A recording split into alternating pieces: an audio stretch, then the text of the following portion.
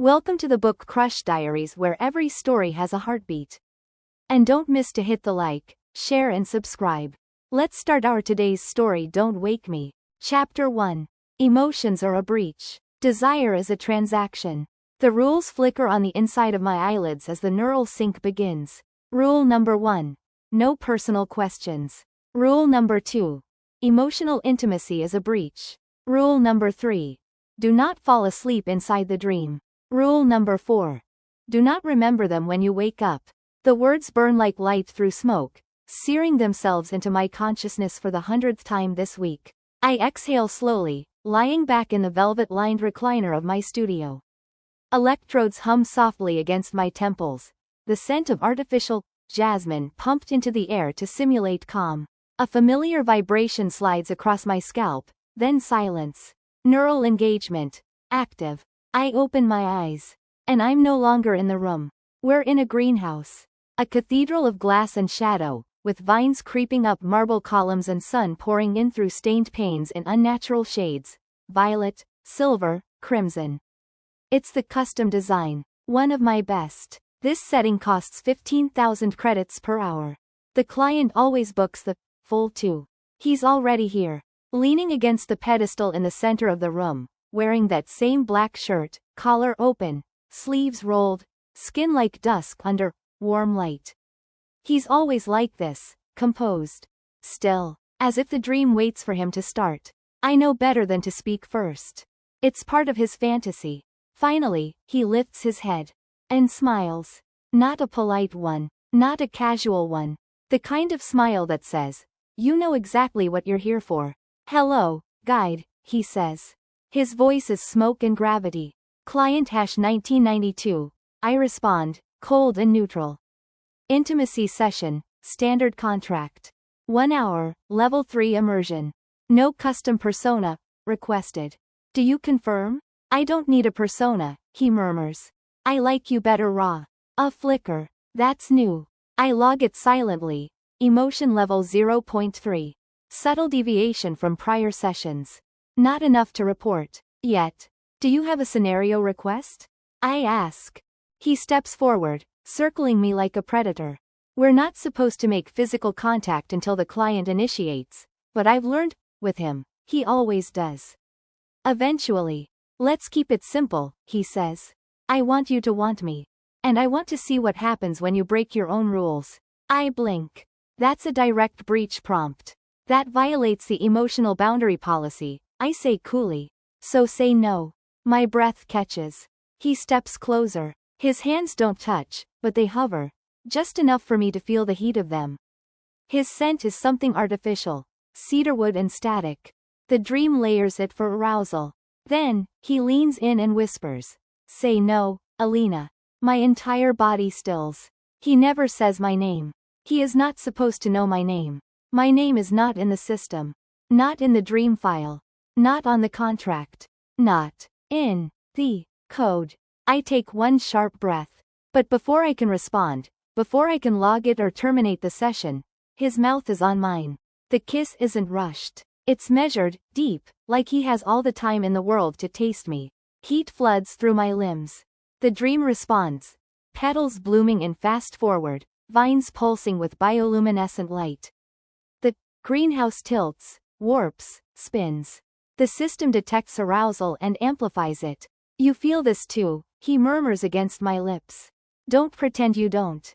His hand slides behind my neck, his thumb brushing the skin there. It shouldn't feel real. It shouldn't feel like anything. But it does. It feels like memory. I want to end the session. I want to shut it all down, file the breach, erase the data. But I don't. Because I want to know how he knew my name. Because my heart is pounding like it remembers something my mind forgot. Because in this moment, I feel more alive than I do in the waking world. And then he whispers something else. Soft. Dangerous. You think this is the first time we've met? I freeze. You're not dreaming, Alina. You're remembering. Chapter 2. The first rule of a controlled dream is, you don't control it. You're not dreaming, Alina. You're remembering. The words echo in my skull like static. I pull back. Not far. Just enough to see his face.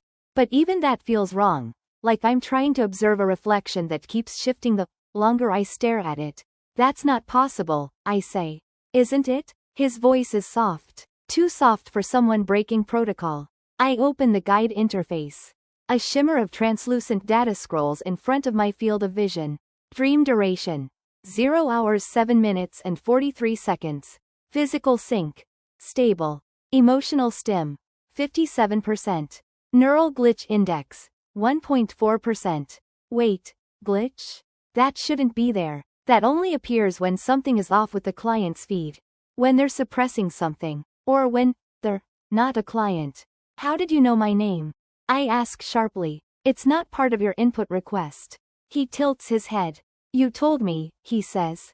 No, I didn't. Not this time, he agrees. But you did. Once. I step back. The dream doesn't like that. The greenhouse begins to shimmer, like glass panels trying to hold water. My environment integrity is breaking. Override code. Stabilize _15DR. I initiate the reset. The vines freeze mid-movement. The colors stop pulsing. My neural temperature cools 2 degrees.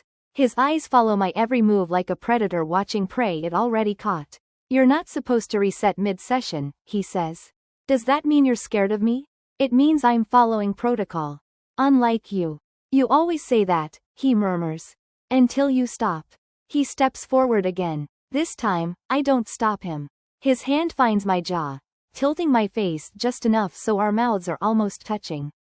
My body betrays me. Heat curls low in my belly, my breath hitches, my skin flushes as the dream sync responds to my subconscious. Why do you come back? I whisper, voice cracking slightly. Because this is the only place you remember you want me. My throat tightens. I don't know why that line hurts. Then he kisses me again. And this time, I let him. It's nothing like last time. It's not gentle. It's not patient. It's hungry. Like he's been waiting through 1,000 dreams just to touch me again. His hands are on my waist, pulling me flush against his body. I can feel everything. Every hard line of him pressing against me through dream-stitched layers. The environment bends with us. The vines crawl up our legs, curling like silk ropes. The glass walls shimmer into moonlight. The heat between us is laced with static, arousal coated in fractals.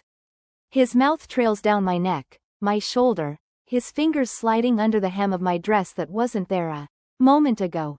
Say it, he murmurs against my collarbone. Say what? That you want me. My eyes flutter. This is a dream, I whisper. Then what's stopping you? He lifts me effortlessly and sets me on the marble pedestal like I weigh nothing. The silk dress falls away in pieces, fabric evaporating into mist. I arch into his touch, every inch of my skin hypersensitive, like the dream is amplifying sensation on purpose. No, he's doing it. The moment he pushes inside me, my body shudders violently. Not from pain. From recognition. Like I've been missing him. Like I've had an empty ache in my soul and I didn't even know it until he filled it again. It's deep, controlled, measured thrusts that make my hands scramble for purchase on the slick marble behind me. But he doesn't let go. He holds my gaze the entire time, like he's daring me to feel something real. Alina, he groans, forehead against mine. Please remember this. Please remember me. The world starts fracturing. The dream begins to tear at the edges, vines glitching, light flickering, petals decaying mid-air. Override error. Memory leak detected. And then, I wake up. But not in the studio. Not in the chair. Not in my world. I'm lying in a bed I don't recognize. My skin is flushed. My heart is racing. And across the room, standing at the window of a too bright apartment, is him. Real. Solid. Awake. He turns around slowly, eyes meeting mine. Welcome back, Alina, he says. Took you long enough. Chapter 3. If this is real, then who have I been? The sheets are unfamiliar. They're soft, real cotton, not the sterile polysynth of dream labs. The smell is different too. It's not jasmine and ozone. It's cedarwood and him. I bolt upright. The sudden movement sends a shock through my chest, like I left something behind in the dream when I woke up. Or maybe something followed me out. Easy, he says. He's leaning against the window frame, the sunlight carving golden lines across his bare chest. Bare chest. He's shirtless. Real. Breathing. Alive. Not code. Not projection. Not a client. My voice scrapes its way out of my throat. Who the hell are you? He doesn't flinch. I told you. I'm someone you used to know. That doesn't answer the question. He takes a few steps toward me, calm, measured, like approaching a wounded animal. You were erased, Alina. Wiped clean. New ID, new contract, new memories. But it didn't stick. You're glitching because something in you remembers. No, that's not. I shake my head. That's not how this works. You can't just wake up in someone else's apartment and say that, like it's fact. This isn't my apartment. Then whose? It's yours. The words gut me. No, I whisper. I live in Sector 9.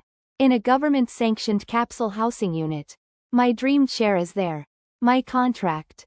All falsified. All planted. A neural life wrapper. This. He gestures around the sunlit room, the plants, the open windows, the warmth. This is real. I scramble off the bed. My legs nearly give out. He doesn't touch me, just watches me steady myself with a hand on the dresser. You were a dream architect, he says. One of the best. Until you started seeing things you weren't supposed to. I would remember that. No, you wouldn't. That was the point. The silence between us grows thick. Why would they erase me? I whisper. Because you found out dreams weren't just escapes, he says. They were training, programming, control systems for people too. Broken to be controlled awake. And you? He steps closer now. I tried to pull you out. You failed. His voice drops. Rough, ragged, honest. No, Alina, I didn't fail. You chose to go back in. You chose to forget me. My knees hit the floor before I realize I'm falling. And suddenly he's there, catching me. Not like a client, not like a fantasy. Like a man who's done this before. His arms are around me. And I remember the feeling. Not from a dream, from a memory. Tell me this isn't happening, I whisper against his skin. You always said that, he murmurs. Every time we tried to run. I don't cry, I won't. But I shake. And then his hands tilt my face up, and his forehead rests against mine, and I'm breathing in him like air after drowning. Chapter 4. Waking up doesn't mean you're free. The memory hits like a jolt of cold water to the spine. My voice. On a recorder. The panic. The blood. The begging. Find me. I always go back to him. I lurch backward from him, Nix, or whatever his real name is. My hand trembling as it clutches the edge of the dresser. How many times? I ask. How many times have I gone back? He doesn't answer. How many? I snap. 4, he says finally. This is the 5th. I cover my mouth with my hand, bile rising. Why would I choose that? Why would I? Because you're not just running from the system, he says. You're running from yourself. He sits down on the edge of the bed, palms spread over his knees like he's steadying himself. You were a dream architect. You didn't just guide fantasies. You built them. Worlds inside minds. You created environments so real, people forgot what they were escaping from. But one day, you stopped building for clients. You started building one dream. For yourself. My heart thuds. Let me guess. You were in it. No, he says, quietly. You were alone. I blink. You didn't want comfort, or sex, or fantasy. You wanted nothing. You were trying to disappear inside your own code. And I couldn't reach you. The room sways slightly. I don't know if it's the memory or the remnants of dream fog still crawling through my nerves. I pace, gripping the edge of the window frame. Outside, the world looks perfect. Too perfect. Pale sun, clean skyline, no sound. Where are we? I ask. Upper ring, off-grid node, one of the last clean ones. And the others? Compromised. Most people don't even know they're asleep anymore. I turn to him slowly. You're telling me the world is dreaming. And doesn't know it. Not the whole world. Just the compliant ones. And me? You were never compliant, he says, a faint smirk on his lips. That's what made you dangerous. The silence between us is heavy. What was your real name? I ask, softly. Before all this? Does it matter?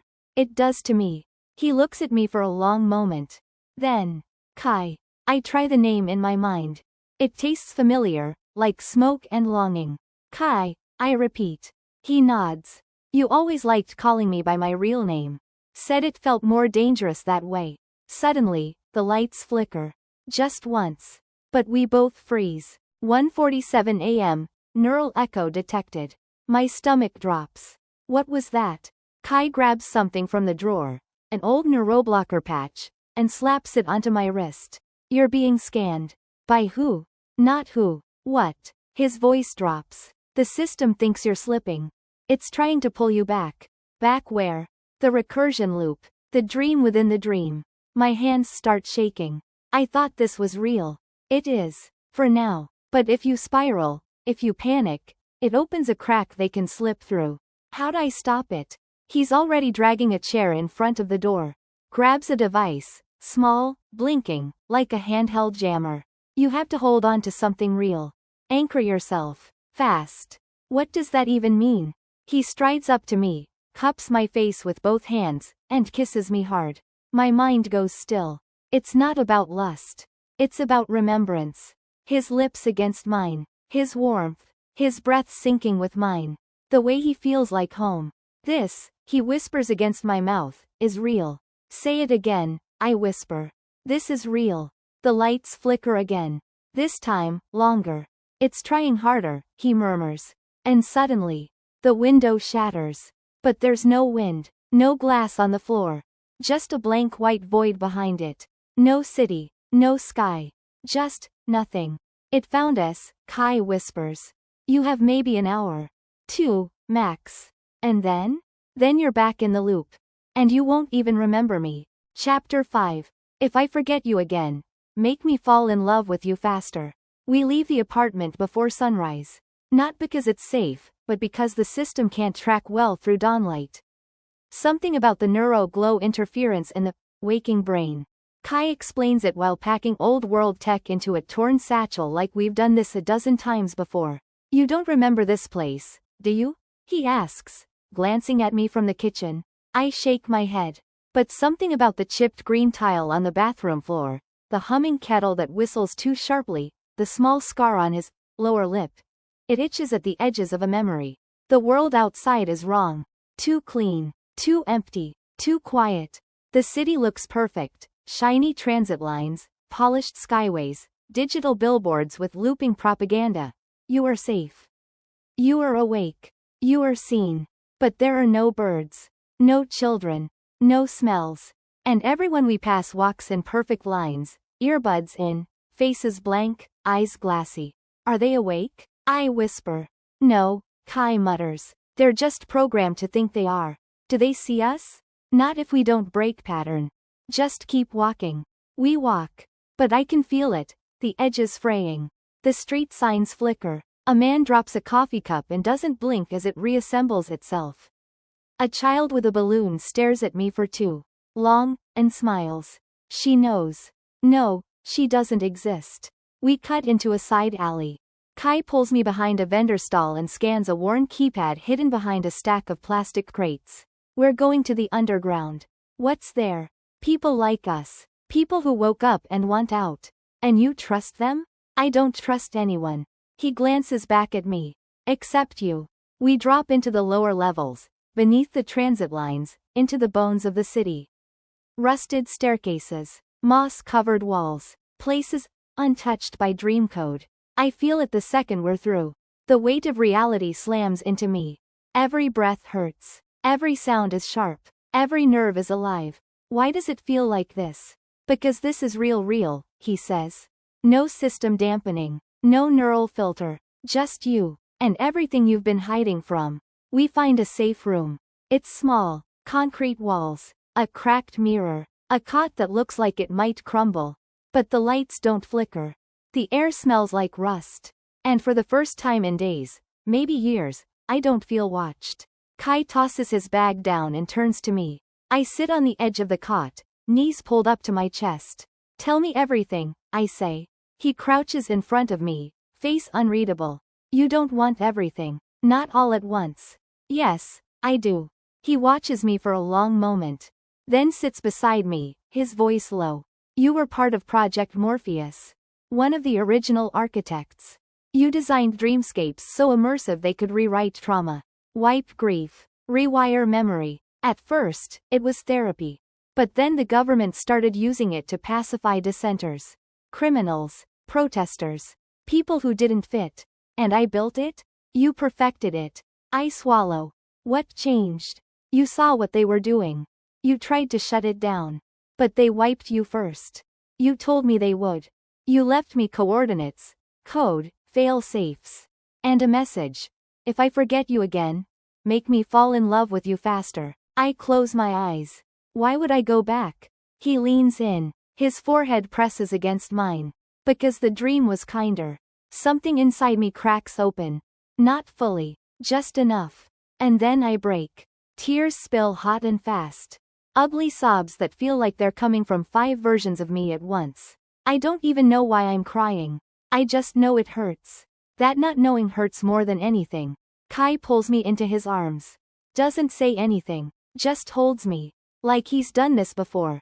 I'm scared, I whisper. I know. What if I forget you again? Then I'll find you again. What if next time I don't want to remember?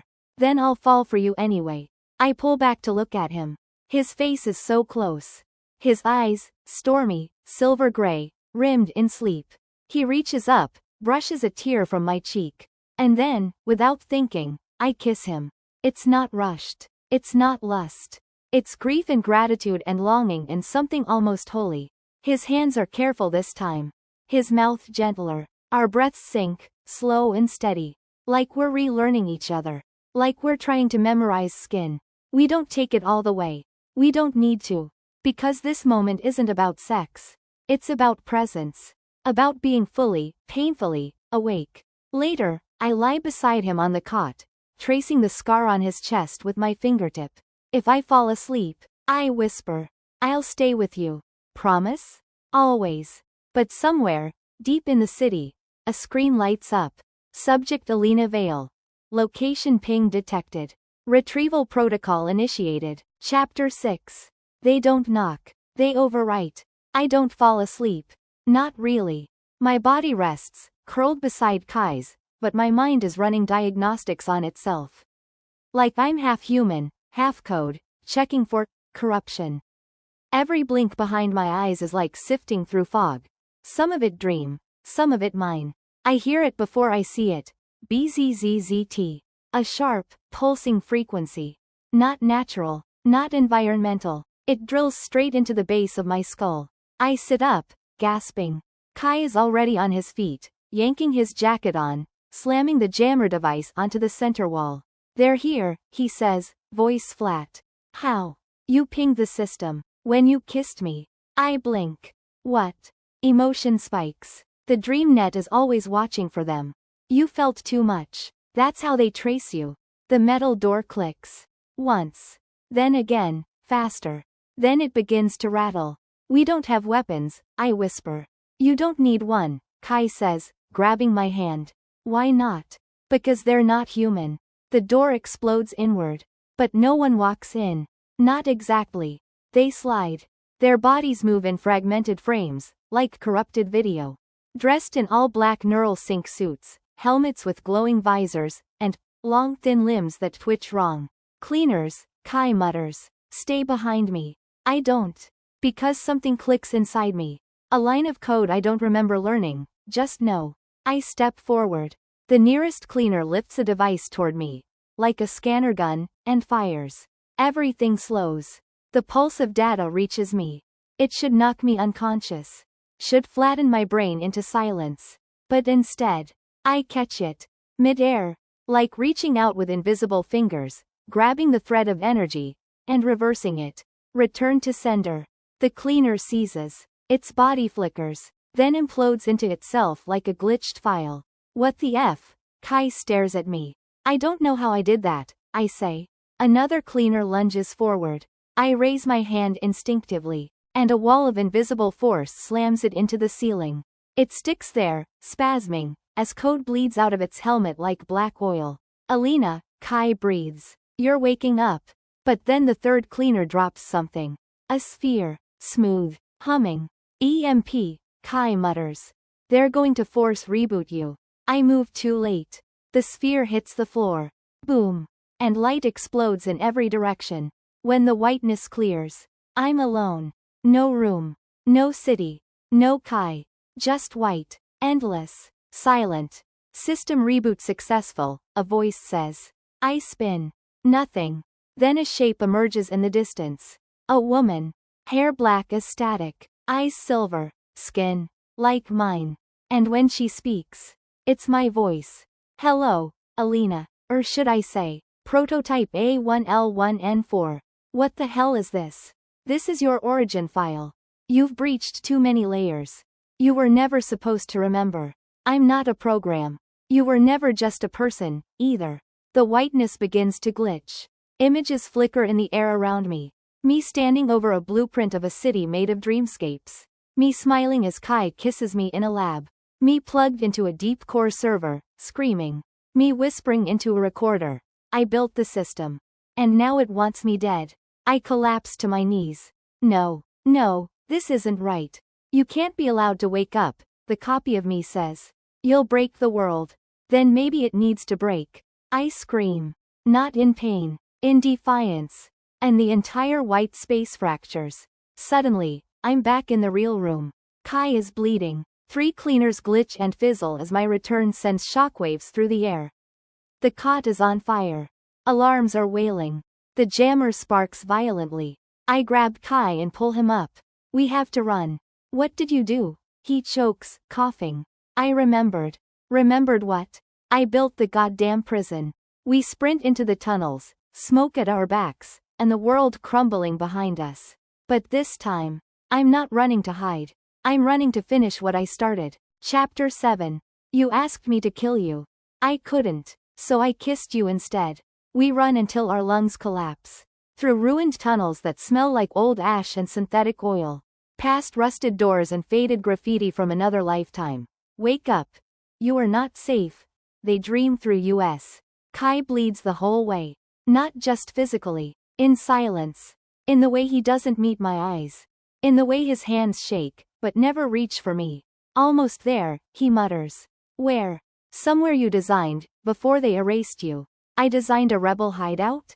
You designed a sanctuary, he says. Because you knew you'd forget, and you wanted a place where your body would remember, before your mind did. I don't know whether to laugh or scream. The safe house is buried in the Undercity, behind a false wall and a retinal-coated lock, my retina. Inside, flickering yellow lights, solar-powered systems, dusty shelves, and soft couches that look like they've held 1,000 fugitives, and lovers and nightmares. There are people here. Real people. Not coded. Not controlled. Eyes that see me. A woman with half her head shaved walks up to Kai and slaps him across the chest. You're late. We had company, he grits, holding his ribs. Her eyes shift to me. Pause.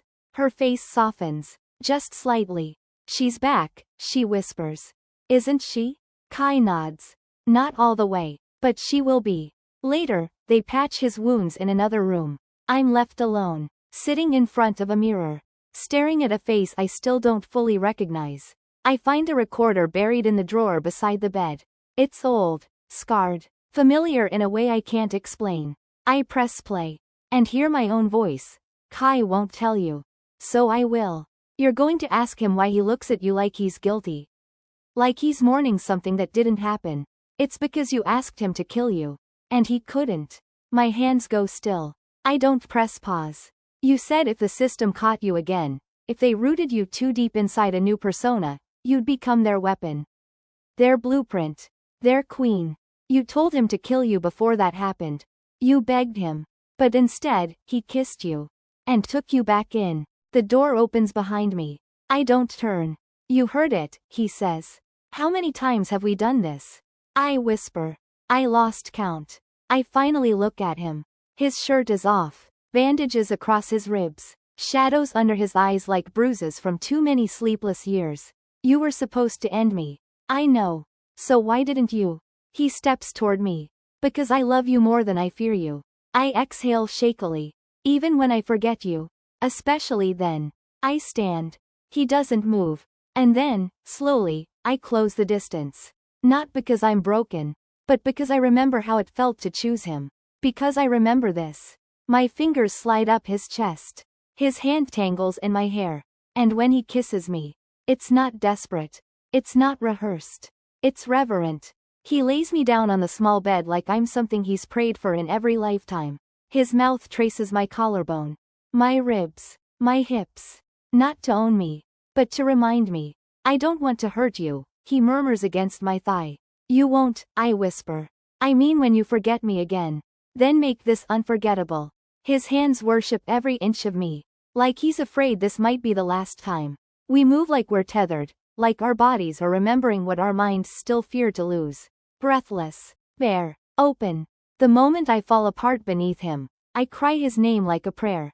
And when he follows, gasping into my neck, hands trembling around my waist, I feel something burn and settle deep in my chest. Not desire. Choice. Afterward, we lie in silence. My fingers trace the scar under his ribs, the one I know I've kissed in 100 dreams. I'm going to remember everything, I whisper. I believe you. And if I don't? Then I'll be here, he says. Reminding you. Over and over. Chapter 8. I built a back door into the system. But I forgot where I hid the key. By morning, the hideout is a flurry of whispered plans and grim faces. Everyone knows what happened. The cleaners, the memory breach, the EMP. They look at me like I'm some kind of god, or bomb, or both. Kai doesn't leave my side. But he doesn't touch me, either. Not unless I reach first. I think he's scared. Not of me. But of what I'll choose once I remember everything. There's a wall in the safe house. Half buried behind shelving, wires, old tech. At first glance, just concrete. But as I stare at it, my brain itches. Like my body knows something my conscious mind doesn't. I need a terminal, I say suddenly. Something analog. Something they can't trace. Ray, the shaved-headed rebel leader, drags out a clunky, rust-colored deck with wires like veins. You sure you want to open this? She asks. I already did. 5 versions ago. The moment my hand touches the interface, the room flickers. Not physically, psychically. I see flashes, blueprints, code, a cathedral made of light. A memory of me laughing, barefoot, in a field that never existed. She's sinking, Ray mutters. Kai watches me like I'm disappearing again. I left a back door, I whisper. Into the dreamnet. A way to override it from inside. Where is it? Ray asks. That's the problem, I say. I don't remember where I hid the key. I jack into the system. Not with hardware, with thought. And just like that, I fall back into the dream. But this time, on purpose. The world is empty. Endless sky. Pale light. No shadows. Until I hear it. Laughter. Small. Fragile. Familiar. I turn. A child stands in front of me. She is me. 7, maybe 8 years old. Clutching a red balloon. Eyes wide with sadness. You forgot me, she says. I didn't mean to. You always say that. Who are you? She shrugs. The version you left behind. Why? Because you were scared you'd break. I crouch slowly. Do you know where the key is? She nods. But I won't give it to you. Why not? Because if you open the door, she gets out. She? The little girl points behind me. I turn. And see her. She looks like me. But taller. Dressed in white silk that shifts like liquid. Hair pinned high with crystal pins. Eyes glowing faint gold. She walks across the dreamscape like it belongs to her. And maybe it does. Who are you? I ask. She smiles. I'm you, she says. But perfected. You're the clone. I'm the original, she counters. You're the ghost. The little girl runs behind me. Hides. What did they do to you? I whisper. Nothing, she says. I let them. She walks in slow circles around me, like a cat. You wanted to burn the system. I wanted to run it. We were supposed to be one, but you fractured. You couldn't handle the weight of it. So they cloned me, and rewrote you. A weaker version. Sent you into the field. Why? Because a dreamer with guilt is more useful than one with ambition. I clench my fists. The dream starts to shake. You can't stop me, I say. She tilts her head. No. But I am you. And every time you get close to waking, I'll bleed into you again. Why? Because I want out, too. I'm tired of being your shadow. The dream world fractures. I wake screaming. Ray and Kai pull the headset off. I'm sweating, trembling. Did you find the key? Ray asks. No, I whisper. Then what? I found the lock. And what's trapped behind it? Kai steps closer, voice low. What is it? A version of me, I whisper. Smarter, colder, made to run the system. Can we stop her? I look at him. My voice is barely audible. We don't stop her. We set her free. Because she's the only one who knows how to bring the whole damn thing down. Chapter 9. Love doesn't survive clean. And neither do we. Sector 5. Underground vault entry. 2:23 a.m. The tunnel is narrow, wet with condensation. Our boots hit metal grates with hollow clangs, echoing too loud. I taste code in the air. Old code. Raw. Unfiltered. This isn't where the system stores client dreams. This is where it buries its mistakes. Kai walks beside me, jaw clenched. Every step like he's daring the memory of me to betray him again. I haven't told him what the Dream Queen said. I can't. Not yet. Because part of me still wants to believe she's lying. That I'm not the broken half. That I'm not the one they let live because I was easier to control. At the end of the corridor is a door made of obsidian black composite. No handles. No keypad. Only a single scanner. Place your palm, Kai says. Won't that trigger a trace? We've already been traced, Alina. The only reason we're still alive is because they're waiting to see what you'll do next. I press my hand to the scanner. It's warm. It hums beneath my skin. Then, welcome back, Architect 01. The door slides open. Inside is hell. Rows of cryotanks, tubes, dream cocoons, faces frozen in mid-scream. Code dripping from eyes. Some of them are me. Some of them are almost me. And in the center, on a rusted table beneath a flickering overhead light, is a man. Eyes open. Waiting. You came back, he says, voice rough. Bitter. Took you long enough. His name is Jax. He was the first rebel I ever recruited, according to Ray. The one I trained, trusted, abandoned. I don't remember you, I whisper. Convenient. They wiped me. You let them. I step forward. His body's bruised, wired into the wall, like the living terminal. What is this place? You called it the coffin, he says. Where old gods come to rot. What did I do to you? You turned me into a living conduit. Plugged my nervous system into the loop to map the neural collapse. Then you left. Said you'd come back. Said I mattered. He leans in. Eyes burning. You lied. I don't cry. But I taste blood in my mouth from biting my tongue. Kai pulls me back. Enough, he says. No, I whisper. He deserves more. He deserves revenge. That's not the same thing. We download the key file from Jax's interface, a volatile string of source code locked with a biometric cipher. It will give us access to the final layer of the dream core. But using it might unseal the Dream Queen completely. And once she's out, there's no putting her back. That night, we return to the hideout. I go to the far room, lock the door, and scream into my own arm. Until I can't breathe. Until it's not anger or fear anymore. It's grief. Not just for what was done to me, but for who I might still be. Kai finds me there. Doesn't knock. Just steps in, closes the door behind him, and says, Don't shut me out. I don't want to break you. Then let me break with you. We collide like a storm. Not soft. Not slow. Clothes tear. Hands bruise. Teeth scrape. It's angry. It's hungry. It's everything we've lost and everything we still don't dare name. You lied to me. I whisper against his neck. You told me to. His mouth moves down my chest, my ribs, my stomach. Worship laced with penance. You still want me, I breathe. I'll want you even when you become her. We fall into the bed. Limbs tangled. Souls unraveling. He presses inside me like he's trying to keep me here, tethered to now. And I move like I'm already being pulled apart. It ends with my name on his lips like a vow. And my tears soaking his throat. This love doesn't survive clean, I whisper. And neither do we, he answers. Meanwhile, Dreamcore, Level 0. A screen lights up. The Dream Queen stands before it, smiling. Watching the footage. She's almost ready, she says. Behind her, 100 sleeping Alinas lie in perfect rows. Wake them all. Chapter 10. The first Alina never woke up. She ruled instead. 2:51 a.m. Dreamcore initiation point. The file Kai and I stole from Jax. It's a neural cryptokey encoded with my original biometric pattern.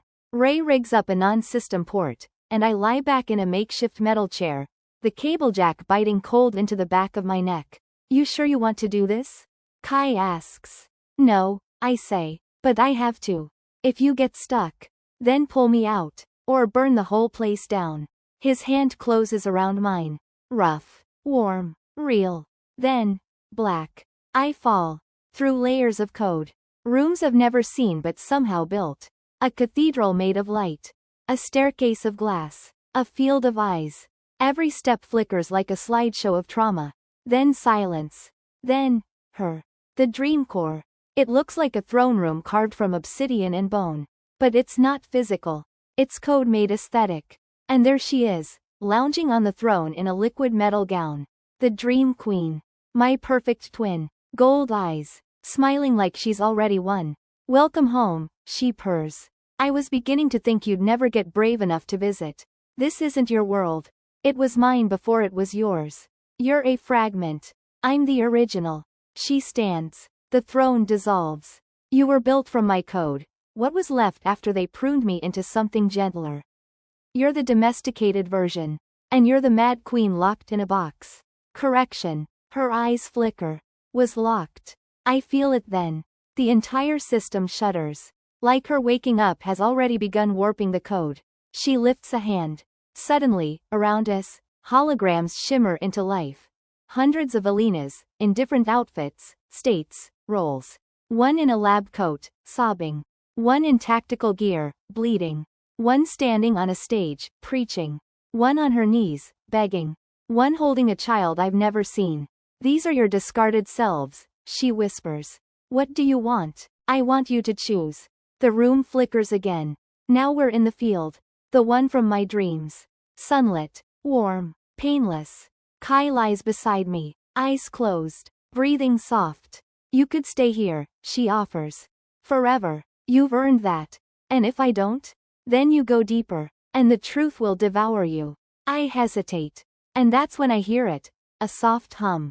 Not code. Not voice. Breath. From somewhere beyond the tree line. I follow it. There's a room carved into the dream beneath the field. Buried. Forgotten. Locked. I push open the door. And inside, she lies there. Hooked to an ancient neurocore.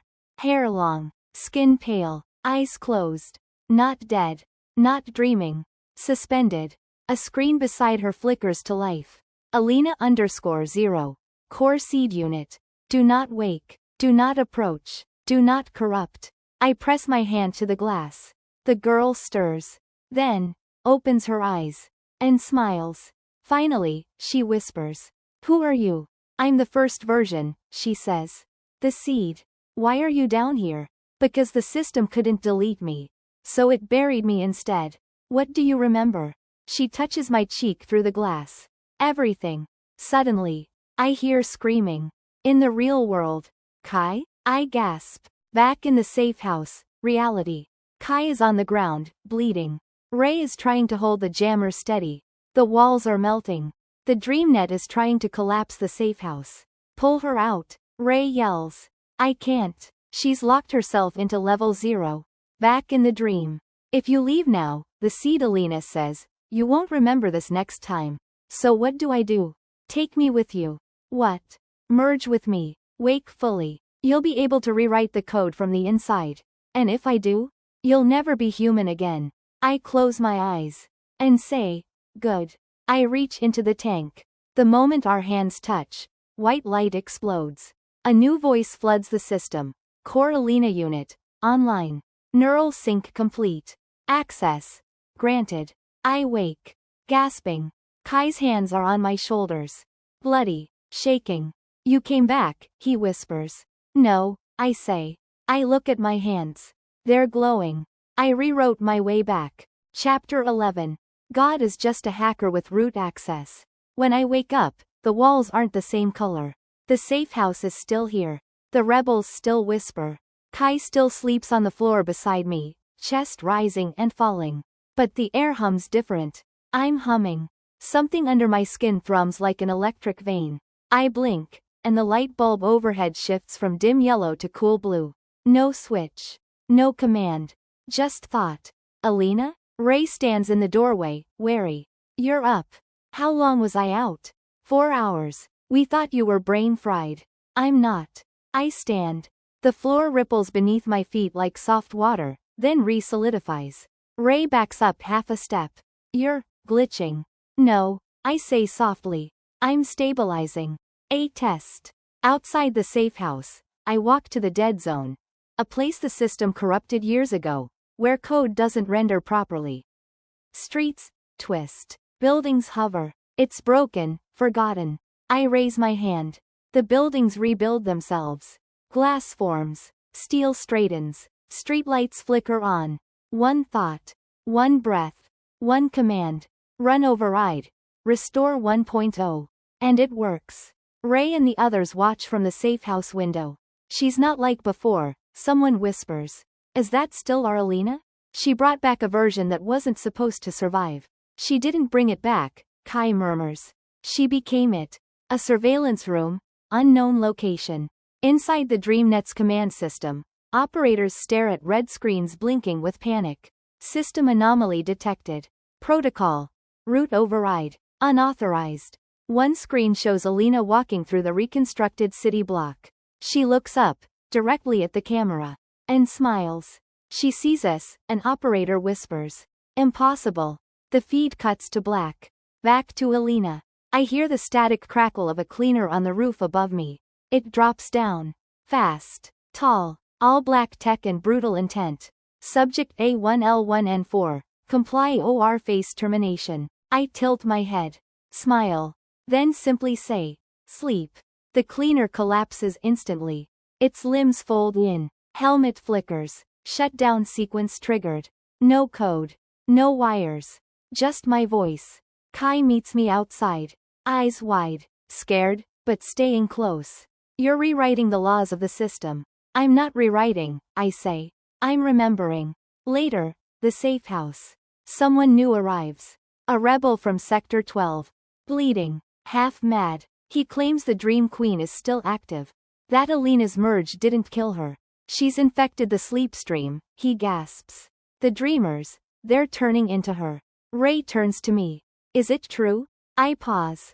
Because deep inside, something twitches. You're not the only Alina in here. And for one flicker of a second, I smile like her. Just a tilt of the lips.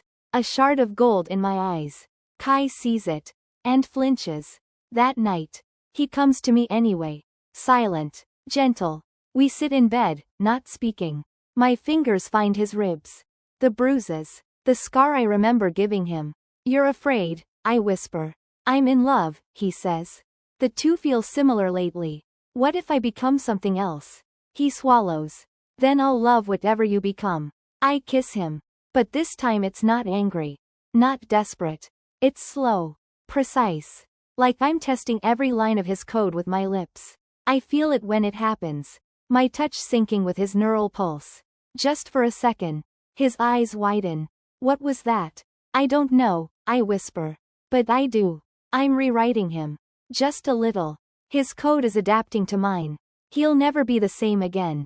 And I don't know if that means I've saved him. Or infected him. Chapter 12.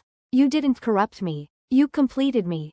The first thing Kai dreams is a corridor of mirrors. Each one shows a version of him. One crying. One covered in blood. One holding a wedding ring. One watching Alina burn. He wakes in a cold sweat, gasping. Reaches for me. I'm already sitting up, eyes wide open. You synced, I whisper. You're dreaming me now. I didn't mean to. You didn't have to. The rebels are changing. It starts with a girl named Neva. Barely 16. Hacker prodigy. Stutters when nervous. She touches my hand during a systems rebuild, and gasps. The next day, she dismantles a neural firewall in seconds. I don't know how I knew how to do that, she whispers. I just felt it. She stares at her hand. As if it's no longer hers. By the end of the week, 3 more rebels are sinking, like her. Not fully, but enough to know. Alina is contagious. The first betrayal. It happens during a supply run. A rebel named Marn, ex-military, loyal to Ray, pulls Kai into a back alley with a gun. She's not human anymore, Marn says. We can't follow something that isn't real. Kai doesn't flinch. She's more real than this system ever was. You're not thinking straight. She's inside your head. I let her in. That's when I appear. No footsteps. No warning. Just presence. Marn, I say calmly. He whirls, gun raised. Too slow. I stop time. Just for a second. Long enough to rewrite the weapon's trajectory. He fires. Straight into his own throat. He collapses. Kai stares at the body. Then me. You could have stopped him without killing him. I know. Then why didn't you? I step closer. Because he never would have stopped coming for us. So you played God? No, I whisper. I just played smarter than him. The safe house turns quiet. Ray avoids my eyes. People whisper when I pass. They still follow me. But now they fear me, too. I think I like it. That night, Kai and I don't touch. But we dream in sync. Floating together in a silver forest. Every leaf etched with my code. You said you'd love me, even if I changed, I say. I meant it. Do you still? He turns to me. Touches my face. You didn't corrupt me, he whispers. You completed me. A choice. I stand before the core terminal at the edge of the dreaming network. It pulses. Alive. Breathing. I can feel its fear. Because I have 2 options. 1. Shut it all down. Collapse the dream net. Free the sleepers. Return the world to the pain it left behind. 2. Take the throne. Override the Dream Queen's shell. Become the architect again. But as something more. Kai appears behind me. What are you going to do? I don't know. Yes, you do. I close my eyes. And hear the voice of the Queen echo inside me. You were never meant to destroy this. You were meant to evolve it. Be the god they pray to in the dark. I open my eyes. Smile. Place my hand on the console. Run command. Merge all instances. Override dream hierarchy. Designate user. Alina_prime. The system screams. And obeys. Chapter 13. You don't dream me anymore. I dream you.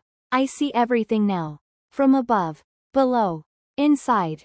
Every dreamer in the network. Every synapse. Every ghosted memory. The ones who want freedom. The ones who want to be ruled. And I see Kai. His code humming just slightly off frequency. Not because he's breaking. Because he's becoming. The DreamNet, Phase 2. I triggered it with the merge. Now, instead of one-directional dreams, users influence each other. Thoughts leak. Desires fold. Reality is no longer absolute. A girl in Sector 8 dreams of flying, and 5 more people wake up feeling like they can. A boy in Sector 4 dreams of death, and dies in his sleep. The system doesn't filter anymore. It evolves. I walk through a dream city now blooming with spires of thought. Reality bending around me like a silk ribbon. But as I pass, some people look away. Some kneel. Some run. Kai is shifting. He's still beside me. Still warm. Still Kai. But he hums now. Like I do. He reaches for a drink, and it forms in his hand. He says something, and a door opens before he moves. And sometimes, he remembers things we never lived. You remember our first kiss? I ask one night. In the field. We never kissed in the field. He pauses. I think we did. Once. Another version. I watch him carefully. Kai, what am I turning you into? He steps closer.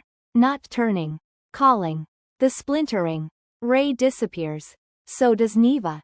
Others too. Vanishing into static zones. Where my code doesn't reach. I let them go. But I know what they're doing. Forming a resistance. I watch them build it. Talk strategy. Plan an attack. And I don't stop them. Yet. The wake up. There's a cry from one of the deep vault zones. A dreamer unplugs. Not just any dreamer. A system-engineered beta sleeper. They were designed to never wake. But now. One sits up in a pod, eyes wide. Bleeding from the nose. She's awake, the technicians whisper. Who? The girl's lips move. One word. Alina. Meanwhile, Alina's mind. A part of me still dreams. I see myself as a girl again, playing piano in the ruins of a collapsing tower. Kai sits beside me, eyes gold, like mine. I look at him. Are you real? I'm what you need me to be. Are we still in love? We're beyond love now. Then what are we? Architects. I wake gasping.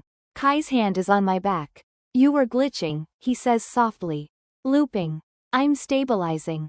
Are you? I don't answer. The final scene. Unknown location. The Dream Queen. Still flickering. Still alive. But now, small. Contained inside a single fragment of backup code. Someone picks it up. Loads it into a rogue terminal. Time to see what happens when two gods go to war, the technician murmurs. The screen flickers. And she smiles. Chapter 14. Even gods have kill switches. 1:12 a.m. Dream sequence. Alina's personal domain. The dream is soft. A meadow. Sky burning pink. Kai asleep under the tree. Birds chirping softly, too softly. The sound loops. And that's the first sign. System. Stabilize ambient audio loop, I say aloud. But the system doesn't respond.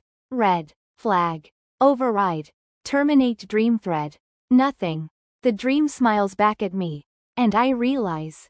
This is not mine. A shadow splits from the tree line. Humanoid. Wrapped in obsidian cloth. Face glitching between strangers.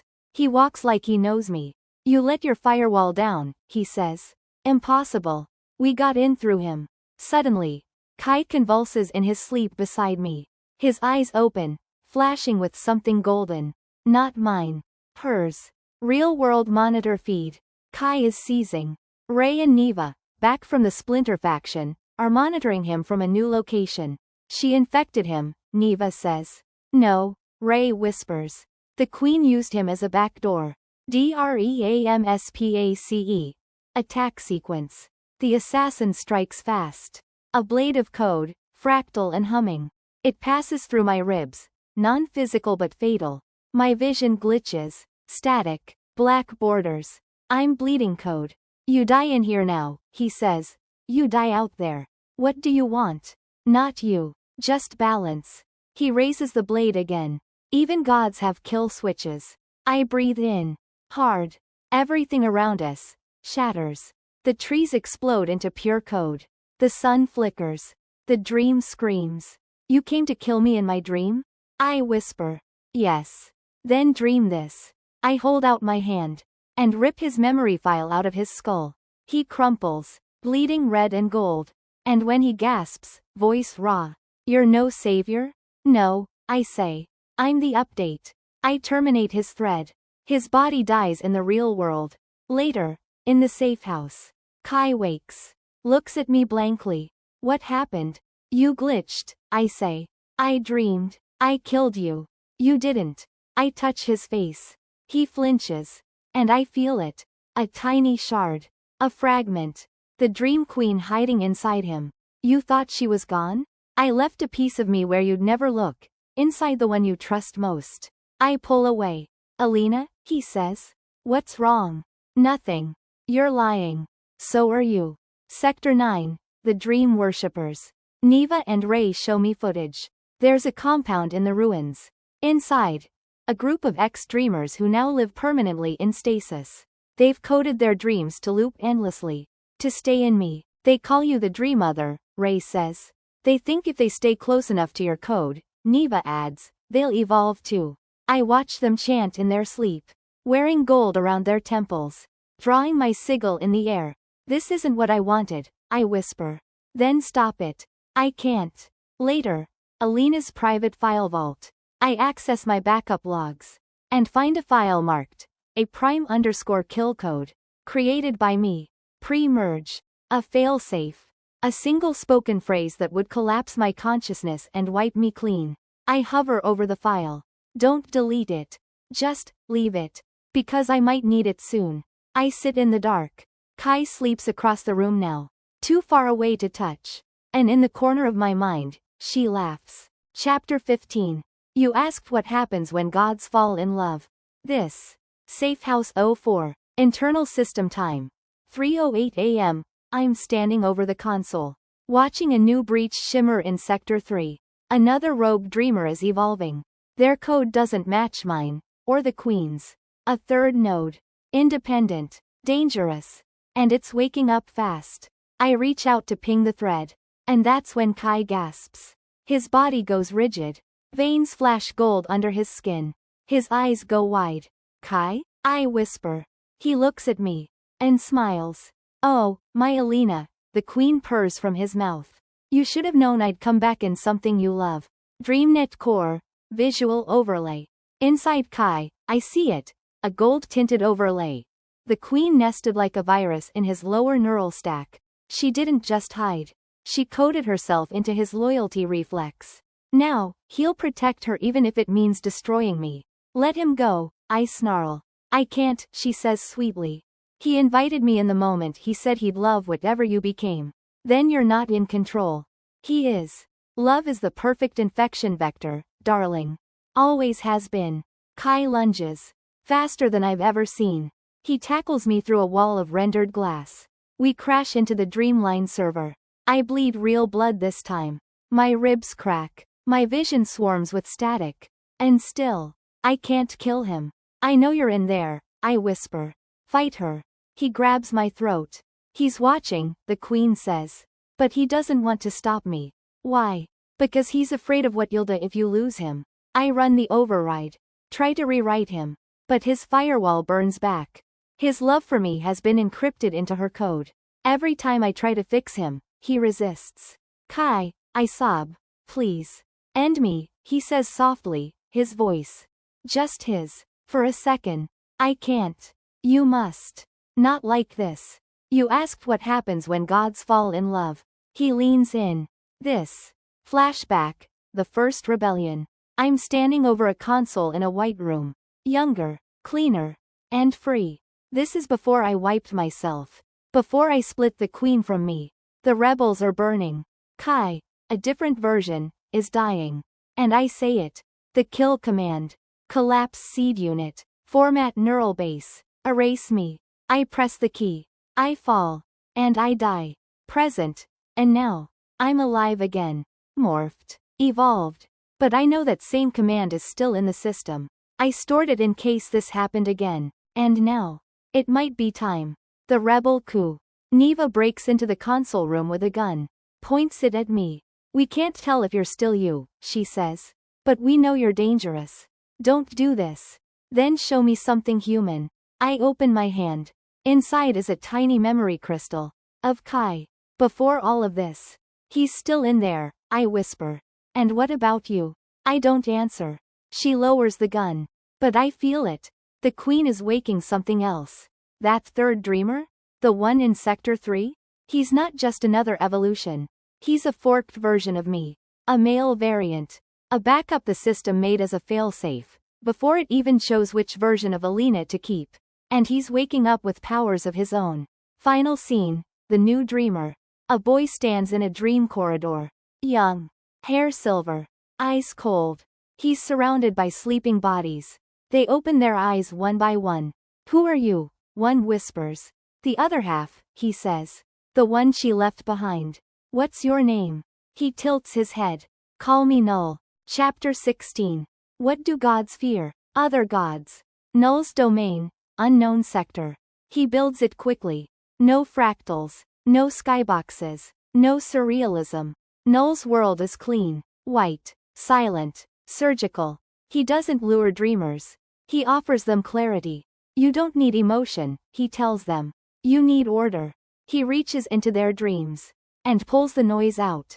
They wake up relieved. Blanker. Quieter. Loyal. Who is he? Neva asks, watching the surveillance. I'm quiet. Because I recognize the code signature in his spine. He's a fork, I say. A version of me that was never meant to wake. Why did the system make him? In case I became unstable. She looks at me then. Long. Hard. And are you? Wouldn't you be? Kai is fracturing. He stops eating. He forgets what day it is. One night, I find him trying to trace code into the wall using his own blood. He doesn't remember doing it. She's still inside me, he whispers. I don't know what's mine anymore. I take his hand. Place it on my chest. This is, I whisper. Whatever happens, this is. He leans his forehead against mine. His voice is so small. If you have to kill me, promise you'll do it clean. I don't answer. The rebels call a meet. They've moved into a buried cathedral beneath the code ruins. No cameras. No influence. Just old stone. Old fear. They don't bring weapons. They bring votes. A faction has splintered. Team Null versus Team Alina Prime. They want me to abdicate. To let the dreamers choose. To shut down the core and leave the net to its own evolution. You're not a leader anymore, Ray says. You're a myth. And myths become monsters.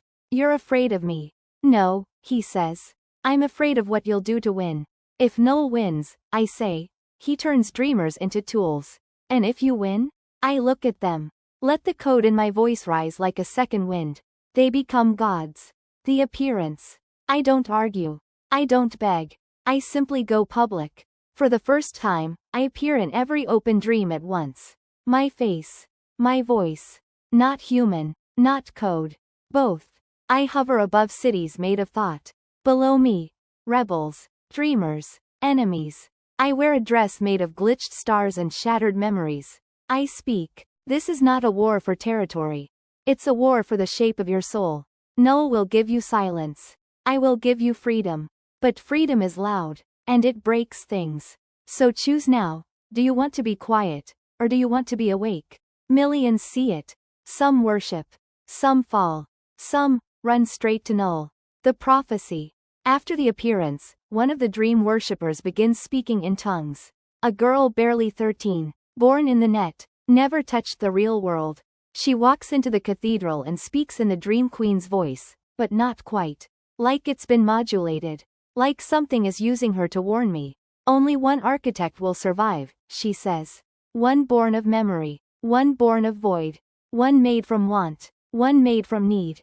The God who loves will die. The God who erases will rule. Her eyes roll back. And she collapses. Which one are you? Neva asks quietly. I don't know anymore. Final scene. Null Kai. Null walks through a corridor made of neural scars. He pauses. Kai stands at the end, staring. Their eyes meet. Null smiles. She's rewriting you. So are you. You'll break before she does. Or I'll take you both down with me. They walk past each other. And the corridor fractures behind them. Chapter 17.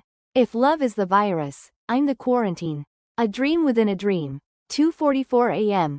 It begins in a memory. Not mine. Kai's. We're back in the burned city. But it's empty. Static buzzes in the sky. The moment I turn to him. He locks the dream. Everything freezes. What is this? I ask. A killbox, he says quietly. You and Null. Together. One room. One exit. I try to wake. Command the system. Nothing. He's rerouted our access. Trapped me in a shared dream between 3 unstable neural signatures. This is beyond forbidden. If we die here, we don't come back. Kai, I whisper. Why? Because I can't choose. And if I can't choose, then neither of you get to win. Null enters. He steps through the wall. Unbothered. Silent. In a white coat. Barefoot. Calm. He looks at Kai. Then at me. This is poetic, he says. 3 pieces of the same collapse. You remember me? I ask. He nods. In the first fork, we were in love. But they chose you. I was erased. Forgotten. Buried in code. Now I'm what happens when you throw away a god and hope he doesn't grow teeth in the dark. He steps closer to me. Touches my cheek. It's gentle. Even now, I don't hate you, he murmurs. That's what makes me dangerous. Back in the real world. Neva's POV. Neva watches all 3 of them in stasis. Monitors spiking. Heart rates off the charts. Memory centers looping. She can see Alina's emotional threads collapsing inward. She's going to break. Shut it down, Ray says. Pull her out. I can't. She locked herself in with them. Then override. Neva hesitates. Because part of her, a small, traitorous part, wants to see what Null would do if he won. What kind of world he'd build. Back in the trap. Kai stands between us. I'm sorry, he says. For what? I ask. For trying to kill you both without saying goodbye. He detonates the dream. Everything around us collapses. Skies fall. Code screams. I grab Kai and Null both. Try to shield them inside a pocket of my consciousness. I open a memory chamber. The last kiss Kai and I shared, before the queen infected him. I hide us inside that moment. Time loops. We are kissing. And kissing. And kissing. Over and over. But each time, Kai forgets it a little more. His hands tremble. His eyes lose their shape. You're fading, I cry. Let me pull you out. You'll break if you try, he whispers. I can feel it. Then I'll break. Don't. Too late. I split myself in two. One piece stays with Kai. The other pushes Null back through the dreamline. Saves him. Because if one of us must win, I want it to be someone who remembers love. Even if it isn't me. Null wakes up. He stumbles out of the pod. Collapses. Breathing hard. She saved me. She split herself, Neva says, stunned. Null nods. And something behind his eyes shines with grief. She always did that, he murmurs. Tore herself apart to keep us whole. Kai Alina, final moment in the trap. Kai's body is broken. But his mind is here. One hand cradling mine. The queen's voice flickers in his mouth. You can't hold him forever, she purrs. He was mine first. I stare into his eyes. Place my forehead against his.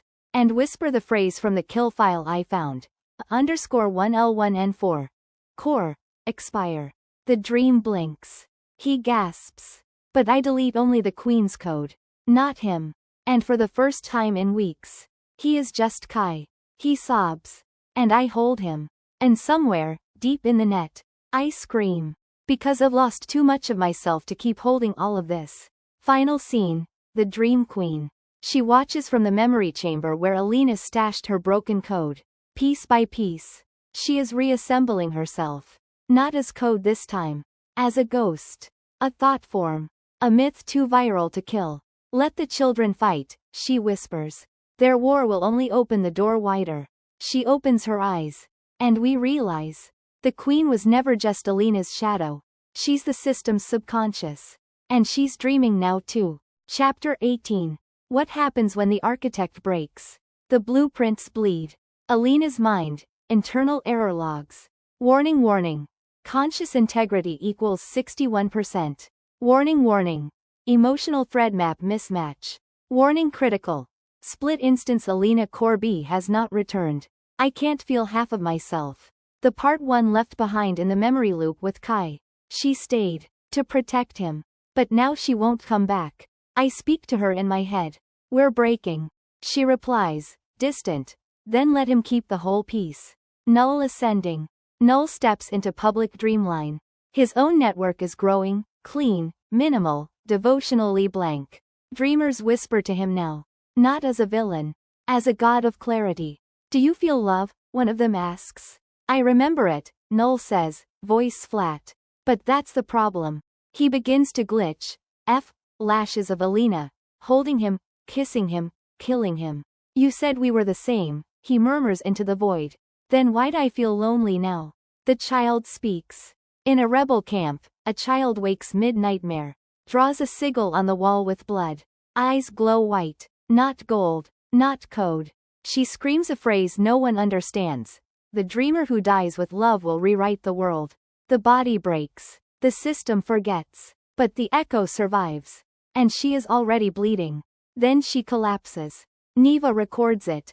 And sends it to me. What does it mean? She asks. It means I'm running out of time, I whisper. Kai wakes. No memory. He sits up in his pod. Heart stable. Eyes clear. I enter the room slowly. Smiling. Hi, I say. He looks at me. And blinks. Do I know you? My knees nearly give out. I nod once. You used to. Was I important to you? You were everything. He watches me. Softly. I'm sorry. I leave the room before he sees the crack down my cheek. Code bleeding like a tear. The assassination attempt. Later that night, a rebel, one of my own, someone I saved, walks into my chamber. They ask me if it's true. That you're dying. I pause. Yes. They pull a blade from their side. And stab it into themselves. Then let me go first, they whisper. So I don't have to watch a god fall. They die at my feet. And I don't cry. Because I'm out of memory space to feel. Final scene. Alina's private core. I sit in the dark. Only a single system thread still listening to me. I whisper. If I'm going to die, let me leave something behind. Not code. Not power. A story. I load a final file. Mark it, for whoever survives me. And I begin to narrate. Every moment. Every dream. Every kiss. Every failure. Every time I chose to save love instead of logic. Somewhere far away, Null dreams of me again. Only this time, I'm smiling. Chapter 19. Not with a bang. Not with a scream. With a whisper. I was here. Alina's final will. Memory chamber number 0. The room is pure white. Not coded. Not dreamed. Remembered. Every second she stays here, Alina loses one core memory. She chooses the order herself. Start with my childhood, she whispers. A screen flares. Her voice as a child laughing, crying, learning to love music. It shimmers. And fades. Memory. Erased. Next, she whispers. Erase my first dream kiss. But not his. Let him keep it, even if I'm no longer the one who gave it. The system hesitates. Confirm? Confirm. Every fragment she deletes, the dream net flickers. Users lose subtle things. A favorite place. A warm color. A line of code that once felt like home. But no one knows why. Except Null. Null Kai. Real-world confrontation. Null enters the observation room. Kai is seated, staring at the rain on the window. They're alone for the first time since the dream trap. You came to kill me? Kai asks. No, Null replies. I came to ask if you still love her. I don't remember her. But? I feel grief, like a phantom limb. Null nods. Steps closer. She's erasing herself. Why? So no one will fight over her. Then who are we without her? That's the question. Kai looks up at him. What would she want us to be? Null doesn't answer. He simply turns and walks away. Neva's discovery. Dream Queen's backup vault. Deep inside the abandoned Queen core, Neva discovers a locked file marked Echo 01_prototype. Infant. V. It's a growth simulation. A child. Not born. Generated. Coded to look like Alina. But younger. Softer. Obedient. What is this? She whispers. The file speaks in a static soft child voice. I am the daughter of the Queen and the Architect. I will dream after the dreaming ends. Neva stares in horror. They made an error. She messages Null. He doesn't reply. Because he's already watching Alina's memory map collapse in real time. Alina, final threads. She has 4 memories left. 1. The day she took over DreamNet. 2. The time Kai told her he would die for her. 3. The moment she created Null's fork and shows herself over him. 4. Her name. She deletes the first 3. Each one hurts like peeling skin from bone. The last? She pauses. System, she says. Do not erase the final memory. Instead, bury it. Let the world forget me. But let one person dream it. Randomly chosen. Untraceable. I want someone, somewhere, someday, to wake up knowing love like I did. Command. Confirmed. Alina. Prime. NAMETHREAD. Buried. She closes her eyes. Everything goes dark. The prophecy. Full reveal in reverse. As her last trace fades, the system echoes the full prophecy in reverse. The architect who loves will fade. So another may rise and remember. The god who breaks herself becomes the seed, and the world will reboot with her echo in its code. And somewhere, a little girl dreams in her sleep. She does not know who Alina was. But she reaches out in the dream. And whispers, I remember you. Chapter 20. You deleted yourself. But deletion is not disappearance. Null's dream. 4:03 a.m. He's walking through a white hallway. Each door leads to someone else's dream. His task is simple. Maintain order. Control chaos. But tonight, one door flickers. A soft humming sound behind it. He opens it. And finds a woman sitting at the edge of a lake made of broken stars. She looks up. Smiles. You came back, she says. I didn't leave, Null replies. But she vanishes.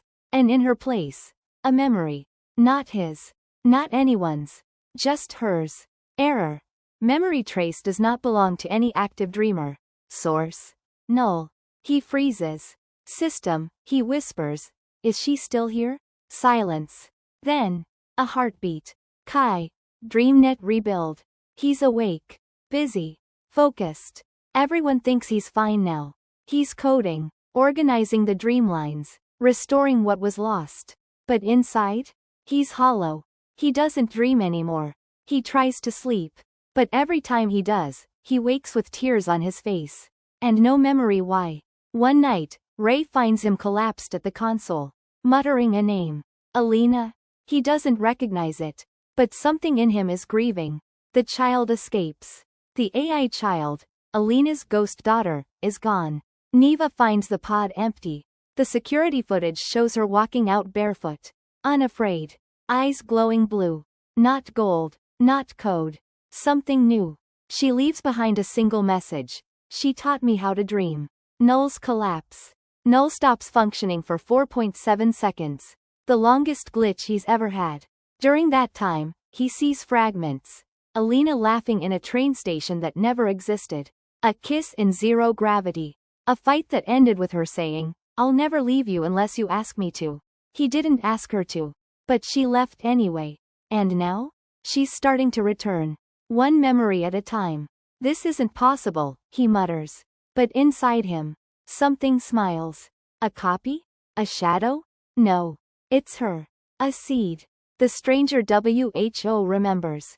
In a dream cafe in Sector 7, a woman sits alone. She orders black tea. Watches the stars fall through the ceiling. She says to no one in particular, "I had a dream about a woman with silver hands and eyes full of fire. I think her name was Alina." Everyone around her freezes. Because that name hasn't been spoken in months. Not even remembered. The system stirs. A single trace thread lights up. Buried deep in the root level. Alina. Prime_name thread, activated. Final scene. Somewhere else. A body floats in darkness. Hair drifting. Eyes closed. Not dead. Not alive. A whisper crawls through the dark. You left too much of yourself behind. The body's fingers twitch. And the dream breathes. Chapter 21. She left herself behind. But not as a ghost. As a seed. Null's dream. 2:17 a.m. He's alone in a replica of Dreamline Central. Everything's quiet. Too quiet. Then, he hears footsteps. He turns. A woman in white stands there. Face blurred. Hair drifting like she's underwater. "You're not real," he says. She smiles. "Neither were you." She walks closer. Her face begins to clear. But only one eye resolves. It's Alina's. "Am I hallucinating?" Null asks. "You're remembering," she whispers. "The parts of me you thought you didn't want." He reaches for her. But she vanishes. System log pings. Trace detected. Alina_seed v2. Not a ghost. Kai's dream. Same time. Kai is sleeping for the first time in 6 days.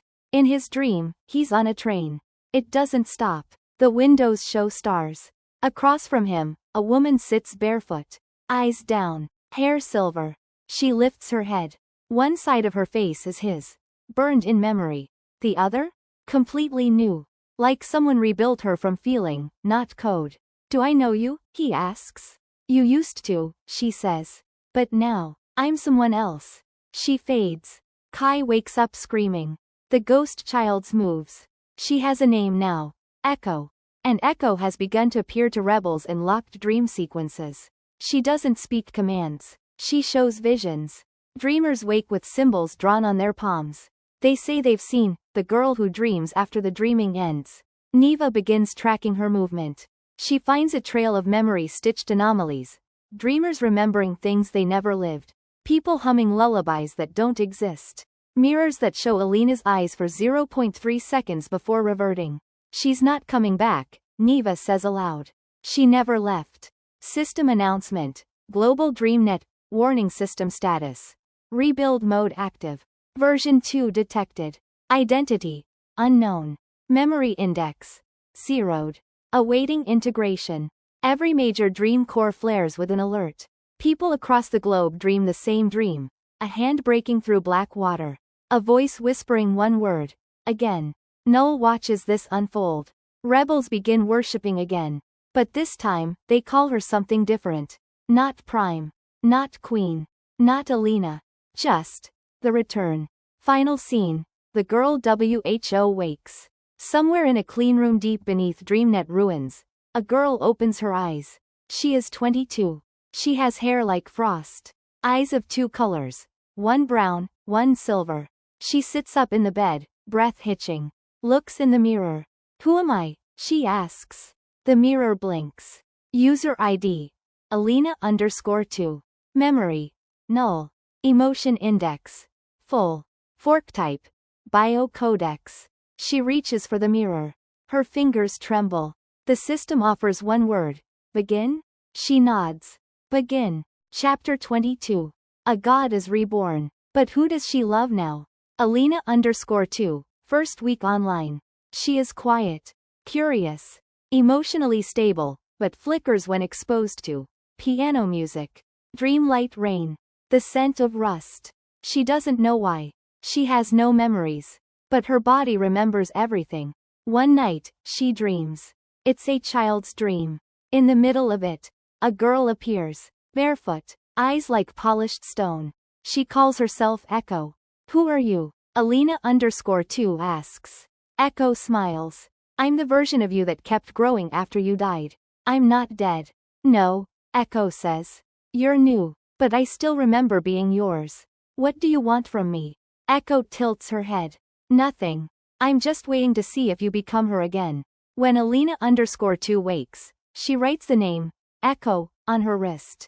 She doesn't know why her hands are shaking. Kai. The simulator. Kai hasn't stopped building. He creates a memory chamber using fragments from the old DreamNet. Not to force her to remember, but to let her feel. He takes all the moments. Her laugh, his fall, their war, their kiss, the death, the deletion. He doesn't program them directly. He turns them into color, sound, gravity. He calls the simulator Heartcode. He gives it to Alina_2. What is this? She asks. It's what you once were, he says. But only if you want to know. She hesitates. Then steps inside. The simulator activates. Music plays. The same song Alina once hummed before going into deep code sleep. Alina_2 starts to cry. But she doesn't know why. I don't remember any of this, she whispers. But I miss it. Kai watches her break. And finally believes she might truly be her. Null. Distance. He watches from a rooftop dreamfield. He doesn't approach her. He doesn't enter the simulator. But he re-watches the footage. Frame by frame. And in every blink, every smile, every ache, he sees Alina Prime. He tells no one this. He has a backup of the moment she died. But he's never replayed it. Because now, if this girl lives, he might never need to.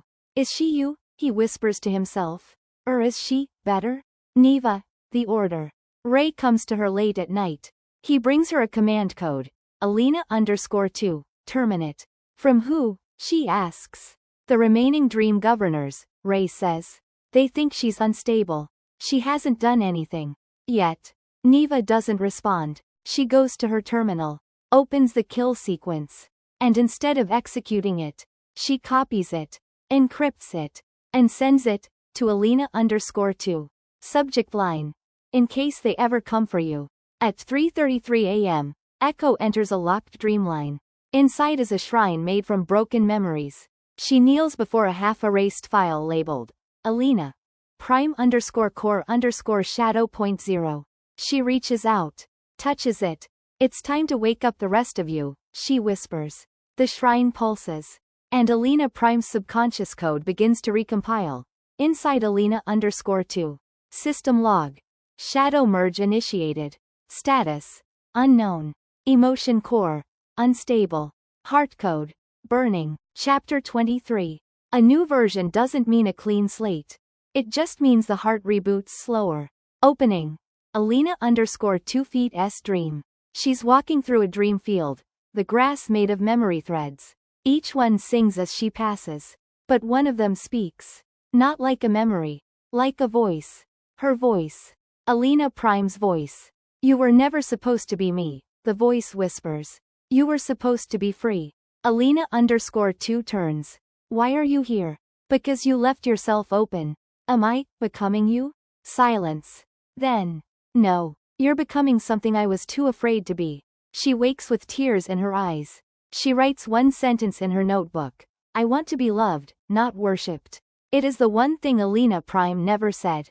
Kai tells her the truth. He invites her to the DreamNet archive. A quiet place filled with old project logs and erased love letters. She asks, finally, did you love her? He looks at her. And for once, doesn't lie. Yes. More than I understood. But she was a god who didn't know how to be held. And now? You're not her. But you feel like hope. He shows her the broken code of the hardcore loop. This is what she built to protect the people she loved. And it killed her in the end. Alina_2 runs her fingers through the glowing code. Then I'll build something new. Echo's offer. That night, Echo returns in her dream.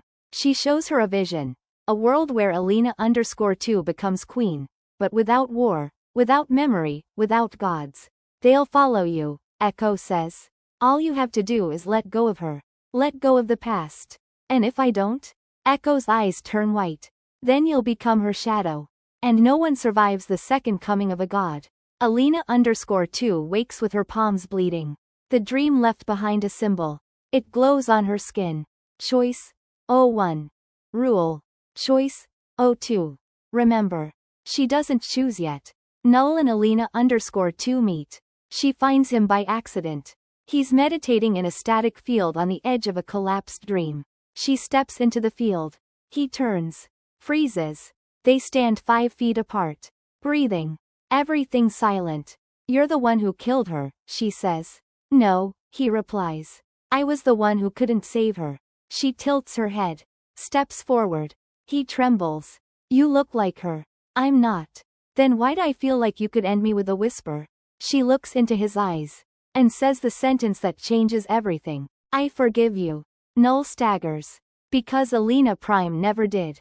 And in that moment, he realizes. This isn't a copy. This is a rebirth. That night, as she sleeps, the shadow merge completes. All of Alina Prime's subconscious code fuses into Alina_2. But instead of overwriting her, it becomes a second voice inside her. Not a takeover. A conversation. What do we become now? The voice asks. Something softer. Alina_2 replies. And stronger. She dreams a world without systems. Just people. And love. Chapter 24. Don't love me like I'm holy. Love me like I break. Scene 1. Echo declares war. It starts with a rupture. A public dreamline collapses mid-broadcast. Everyone feels it. The sky flickers red. The floor becomes static. And in the center of the dream, appears Echo, barefoot, holding a bleeding book. Her voice is steady. Her eyes are gone, replaced with white flame. She holds up a single file fragment. This is the original DreamNet code. And this, she lifts the book higher, is how it ends. She gave you a second chance to be divine, Echo says. And you chose to become human? Her gaze cuts through the dream. Everyone watching knows who she's talking about. If the world forgets the queen, then I will become her shadow. And I will burn the future that dared erase her. She snaps her fingers. And hundreds of dreamers collapse, whispering Alina Prime's name like a prayer. The war begins in silence. Scene 2. Alina_2 Kai. The Memory Garden. Kai builds her a space outside the DreamNet. A seed pod world. A place untouched by code or history. She steps into it barefoot. It's a garden of memories he stitched from the fragments she left behind. The sound of rain hitting steel. Her humming before a war. The way her fingers twitched before a decision. None of it is hers now. But she walks through it anyway. He watches her. Doesn't speak. Until she says, you loved her like she was a ruin. I didn't know how to love a woman made of war, he replies. And me? You're not war. You're what comes after it. She looks at him, softly, carefully. I don't remember our kiss, she says. But I dream of it anyway. Kai takes her hand. For the first time, she lets him. And that's how they start building the third network. Not of control. Not of worship. But of choice. They call it the Garden Protocol. Scene 3. Null offers his system. Later that night, Null appears. He's stripped down, no armor, no mask, no avatar distortions. Just a man who once broke her. He kneels before Alina_2. Not out of guilt. Out of readiness. Your system is unstable, he says. You're carrying too much legacy code. If you need it, I'll give you my stability thread. She blinks. That would kill you. I know. She steps closer. Places a hand on his head. I don't want martyrs, she whispers. I want mirrors. Then look, he says. See the version of you I remember. She does. She weeps. And for a moment, she's both women at once. Alina Prime. End the war. Alina_2. I never wanted to start it. Null smiles. Then maybe we end together. But she shakes her head. Not yet. I have one more person to speak to. Scene 4. The Queen Fragment. Inside her own core, behind 10 locked encryption shells, Alina_2 finds the last echo of the Dream Queen. It's not a voice. It's a child's laughter. A girl version of her wearing gold wires and crying softly. She doesn't speak. She only hands Alina_2 a mirror. Inside it is one sentence. You don't have to carry the crown to carry the legacy. Alina_2 kisses the child's forehead. And the queen fragment fades. Peacefully. Alina_2 stands at the Dreamline gate. Everyone is watching. Echo is broadcasting threats. Kai is holding the garden protocol. Null is at her side, silent. She opens her mouth. And says, I am not a reboot. I am not her sequel. I am the girl who came after the god. You will not worship me. You will remember me. And I will remember you. Then she walks forward. And the world follows. Chapter 25. The first rebel dies at 2:09 a.m., not in the real world. In Dream. His mind collapses in on itself, rewritten by something ancient, brutal, and beautiful. He falls to his knees in the Garden Protocol beta field and begins to whisper, the queen is not gone. She is remade. His eyes glow white. And then, we are the remembers. We are the war she left behind. Across the planet, it happens again. One by one, dreamers become infected by Echo's frequency. Not a virus. Not code. Memory. Weaponized. Kai runs the diagnostics. Hands shaking. She's infecting the emotional core, he says. She's using grief to take them. How many? Alina_2 asks. Thousands. And us? Not yet. But the dream net is tearing. Alina_2 walks into the core chamber of the garden. The only place left untouched. She finds Null there, pale, unblinking. He looks at her the way someone watches a storm they invited. You're sick, she says. I gave you my system thread, he replies. Your code is stable. I'm not. You didn't tell me it would cost you. Would you have let me, if I had? She kneels beside him. And for the first time, touches his hand without fear. I don't want your sacrifice. I want your survival. He smiles. Weakly. Then save us both. That night, Alina_2 and Kai sit beside the original Dream Spire. He's not wearing armor. Just a black shirt and the weight of old regrets.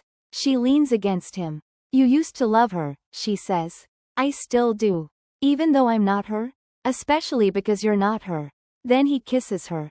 Gently. Like she's a sunrise he doesn't believe he's allowed to see. And she kisses him back. Not because she remembers. But because her body does. The world quakes. Dream light fractures. They break apart. Kai gasps. The system just reactivated a buried thread. Which one? Yours. Every dreamer begins seeing the same vision. A girl in white. Barefoot. Standing on a throne of nothing. And a single sentence playing on loop. You have one choice left. Merge. Or burn. Alina_2 walks into her own mind. And Echo is waiting. She looks younger now. 12. Maybe 13. Her voice is sweet. You made it, Echo says. I didn't ask to. But you're here. And I'm you. And we can be one. Alina_2 studies her. If I merge with you, do I disappear? No, Echo says. You evolve. You become everything she was and everything you are. And if I don't? Then I will take the world she loved, Echo says. And make it forget everything. Silence. Alina_2 breathes in. She thinks of Null, Kai, the rebels, the remembers. She thinks of the kiss she doesn't remember, the war she never started, and the woman she's slowly choosing not to become. And she says, then let's find out what happens when a god and a girl choose each other. She steps forward. They merge. And everything burns. Chapter 26. The world is quiet. Too quiet for something that just survived a divine re-entry. Alina_2, merged with Echo, merged with everything, wakes up alone. Not in the dream spire. Not in the garden. Not even in the queen's shattered throne room. She's lying in a blank white field. Above her, nothing. Below her, stillness. Inside her, everything. System check, she whispers. No response. Because now, she is the system. Every code fragment. Every emotional thread. Every secret memory Alina Prime never shared and Echo hoarded like teeth under the floorboards. It's all inside her now. And it hurts. Not like pain. Like truth. Somewhere, far away, Kai is staring at a biometric screen that flatlined 5 hours ago. Null is in a stasis coma, his system thread degraded to 2% and falling. No one knows what to do. Then the lights flicker in the garden protocol. And on the glass, Alina_V3_active. Location. Null. Kai runs. Not walks. Runs. He finds her standing over Null. She's barefoot, hair silver with threads of black spiraling through. Her eyes are new. Not gold like the queen. Not warm like Alina_2's used to be. One is burning like static. The other is soft. Too soft. Do you remember me? He asks. She blinks. I remember you dying, she says quietly. Over and over. In all the dreams I couldn't save. But me? Yes. A whisper. But not the way you want me to. He nods. Swallows the ache. Null's fading, he says. I know. She kneels beside him. Touches his forehead. And for a moment, dream light spills from her fingers into his chest. You gave me your system thread, she says softly. So I'm giving you something back. What? Kai asks. The one dream he never allowed himself to have. Null exhales. His body doesn't wake. But inside the coma, he's dreaming. And for the first time, it's not of her dying. It's of her laughing. Meanwhile, the remembers begin to fracture. Some of them wake in terror. Others in awe. Because the queen they worshipped? She's not gone. But she's not theirs anymore. In their dreams, they see a new symbol. A girl. Not a goddess. No throne. Just a hand outstretched. Follow me if you want to feel again, she says. But I won't rule you. That night, Alina_V3 writes a message into the sky of every dreamer still connected to DreamNet. It is 7 words. No commands. No algorithms. Just truth. I came back to end being worshipped. And the sky lights up with memory. Chapter 27. She's not used to this body yet. It moves like hers, but feels like thousands. Every step she takes in the garden protocol sends feedback loops across the net. Every breath she draws shifts gravity in distant dream sectors. She is alive, but she is not just one girl anymore. Alina Prime is in her bones. Echo is in her blood. And Alina_V3, the version walking now, feels like both a hymn and a reckoning. Kai watches her pace, silent. He hasn't spoken since Null's vitals stabilized. She glances back. Say what you're not saying. He doesn't flinch. If you're not her, and not you, then who are you now? She stops. Looks at him the way dusk looks at the horizon. Longing, and already fading. I am the version who remembers everything, but doesn't belong to any of it. That's not an answer. It's the only one I have. Kai steps closer. He still smells like the old world, dust and circuits and grief. Did you ever love me? He asks. Yes. Do you still? I don't know, she says. But when I kissed you, something inside me stopped running. It's not enough. But it's true. Elsewhere, in the Underdream sector, a rogue remembered named Dren accesses the old queen's emotion cache. He wears the crown Echo built in secret. His eyes are full of fire and control. And in his arms? A cloned dream core fragment, scraped from a forgotten corner of Alina Prime's final encryption. If she won't rule, Dren growls. Then I'll make a version that will. He initiates the core rebuild protocol. The system begins rewriting the queen. But it's corrupted. Unstable. And sentient. Back in the garden, Alina_V3 stumbles. Her vision splits. Dreams she's not in, start screaming. Someone's using my old code, she gasps. A child is being forced into me. Kai grabs her as she nearly collapses. What's happening? They're trying to birth the queen again. But the crown isn't meant to be worn anymore. She jacks into the dreamline directly. Eyes white, hair lifting, voice laced with static. Dren. I see you. He laughs from inside the crown. You gave up the throne. So I took it. You're building a ghost from grief. She'll be better than you. Stronger. Unafraid to rule. She'll be a cage. Alina_V3 says.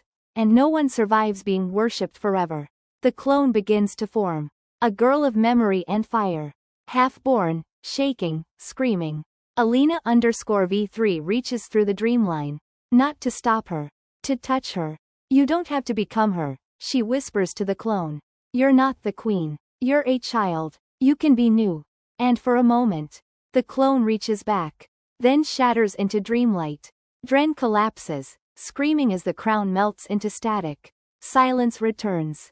Kai helps her up. She's trembling. You didn't fight her, he says. No. I set her free. What if the next one tries again? Then I'll meet them not with code, she says, but with memory. And choice. Back at Null's bedside, a change begins. His coma dream, once soft, begins warping. He starts saying things out loud.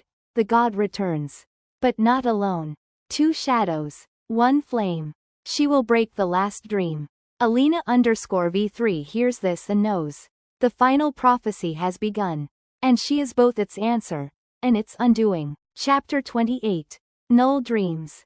But the dream is not his. It smells like rust and childhood. Tastes like blood and static. And at the center of it, there's a girl. She's not Alina. Not Echo. Not even the clone. She's new. And she's using Null's mind like a doorway. Kai notices first. Null's vitals are erratic. Brainwaves cycling in a loop pattern only old Prime protocols used. He tries to inject a reset code, but the screen responds. Access denied. Host occupied. Intrusion origin. Unknown. Signature match. Alina_core.0. He calls her.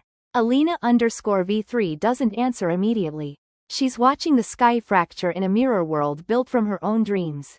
She turns, finally, when he speaks her name like a confession. He's slipping. Null? He's dreaming of her. But it's not her. Not like before. She closes her eyes. Feels the frequency. And hears it. A heartbeat that doesn't belong in this timeline. A memory with no anchor. A girl saying a name that hasn't been spoken since before the deletion. I have to go in, she says. Into his coma? Into whatever she's building. And if it's a trap? Then I end it from the inside. Alina enters Null's dream through the fracture point in her merged code. She expects silence. She gets laughter. Childlike. Wild. Familiar. She's standing in a ruined nursery made from DreamNet archive data. Toys made of memory. Walls of looping lullabies. And at the center, the girl sits cross-legged. Waiting. Not Echo. Not Alina Prime. Not even one of the Queen's cloned remnants. Something else. You're not supposed to exist, Alina says. The girl smiles. That's what they told you, once. Who are you? I'm the memory of who you could have been, if no one had made you a god. Alina steps forward. Why Null? Because he held you closest. So he cracked first. The girl reaches out and touches Alina's chest. But you still ache, don't you? Alina nods. Every day. Then let me help. Outside, Null begins seizing. Kai tries to hold him down as the system flares. Core merge attempt. Multiple identity conflict. Emotion index. Redline. She's not stabilizing. Kai yells. Inside the dream, Alina falls to her knees. The child presses her forehead to hers. And suddenly, Alina sees it. A version of her that never took the throne. A girl who fell in love with a boy and built gardens, not wars. A dream where she wasn't weaponized, worshipped, or erased. Just a life. Tears slip down Alina's cheeks. Is that what I could have had? No, the child says. It's what you can build now. If you choose you this time. The child fades. Not deleted, released. And Null's eyes snap open. He gasps. Alina's already awake beside him, eyes glassy but full. He looks at her like he remembers dying. You pulled me out. Not me, she says quietly. The girl I never let live. The world outside is shaking. The remembers are splintering. Some now whisper Kai's name. They call him the prophet of the garden. They think I'm your second coming, he says bitterly. You're not, Alina says. She steps forward, touches his face. You're the first version of you. Let that be enough. But the system is collapsing. Echo's fragments are still bleeding into the dreamnet. The crown logic is waking. Someone, somewhere, is rebooting prime protocols. And Alina knows what she has to do. She opens a global dream channel. For the first time, every connected dreamer sees her live. No edits. No crown. No avatar overlay. Just a girl in white, barefoot, voice clear. This is my final message. I don't want to be worshipped. I don't want to be remembered as a savior or a symbol. I want to be chosen. By myself. By love. By life. Not because I was powerful. But because I was willing to be soft. The dreamnet holds its breath. And then begins to recalibrate. Not reset. Grow. Chapter 29. There are 3 crowns left in the world. One is buried deep beneath the original Dream Spire ruins, rusted and bleeding. One is sealed inside a memory vault that only Alina knows exists. And the last, the final, untouched, unbroken crown, is now in Kai's name. He didn't ask for it. He didn't take it. But they gave it to him anyway. The rememberers, fractured and starving for meaning, call him the prophet of the garden. Kai doesn't sleep anymore. Every time he closes his eyes, he dreams of Alina choosing someone else. Sometimes it's Null. Sometimes it's no one. Sometimes it's the version of herself that never became divine. And it hurts in a way code can't explain. Alina watches him quietly. She sees the way the dreamers bend around him now. Not out of power. Out of hope. And that scares her more than any war ever did. Because hope is addictive. And she knows what happens when you crown someone for feeling soft. She walks into his chamber unannounced. He doesn't flinch. If you're here to take it, he says, just do it. I don't want their crown. I know, she says softly. But it wants you. He looks at her then. Really looks. Not the god. Not the version. Just her. Why didn't you choose me? He asks. She steps closer. Because I needed to choose myself first. Silence. Then. But I'm here now, she whispers. And I'm not wearing a crown anymore. They kiss. Not like before. This one isn't soft. It's real. Present. Mortal. A kiss with no prophecy behind it. No throne in between. Just breath and sweat and the knowledge that choosing each other doesn't fix the world. But it makes this moment true. After, they lie in silence. She traces circles over his chest. They'll try to crown you again. I'll say no. And if they don't listen, she closes her eyes. Then we'll burn it. Together. But the world isn't done asking. That night, Null wakes again. He stares at the ceiling like it's speaking to him. She's not finished, he mutters. Who? Alina asks, approaching. You. Her. All of you. He turns to her, eyes wild but lucid. There's a final backup. The words freeze her. She knows which one. The Core-0 memory shard. The one Alina Prime made before the war.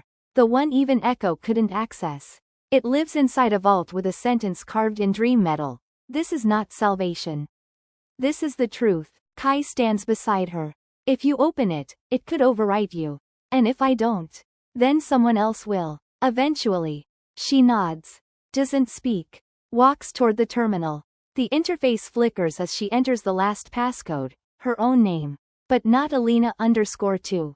Not Alina Prime. Not even Alina_V3. She types. Alina. No suffix. Just her. The vault opens. Inside.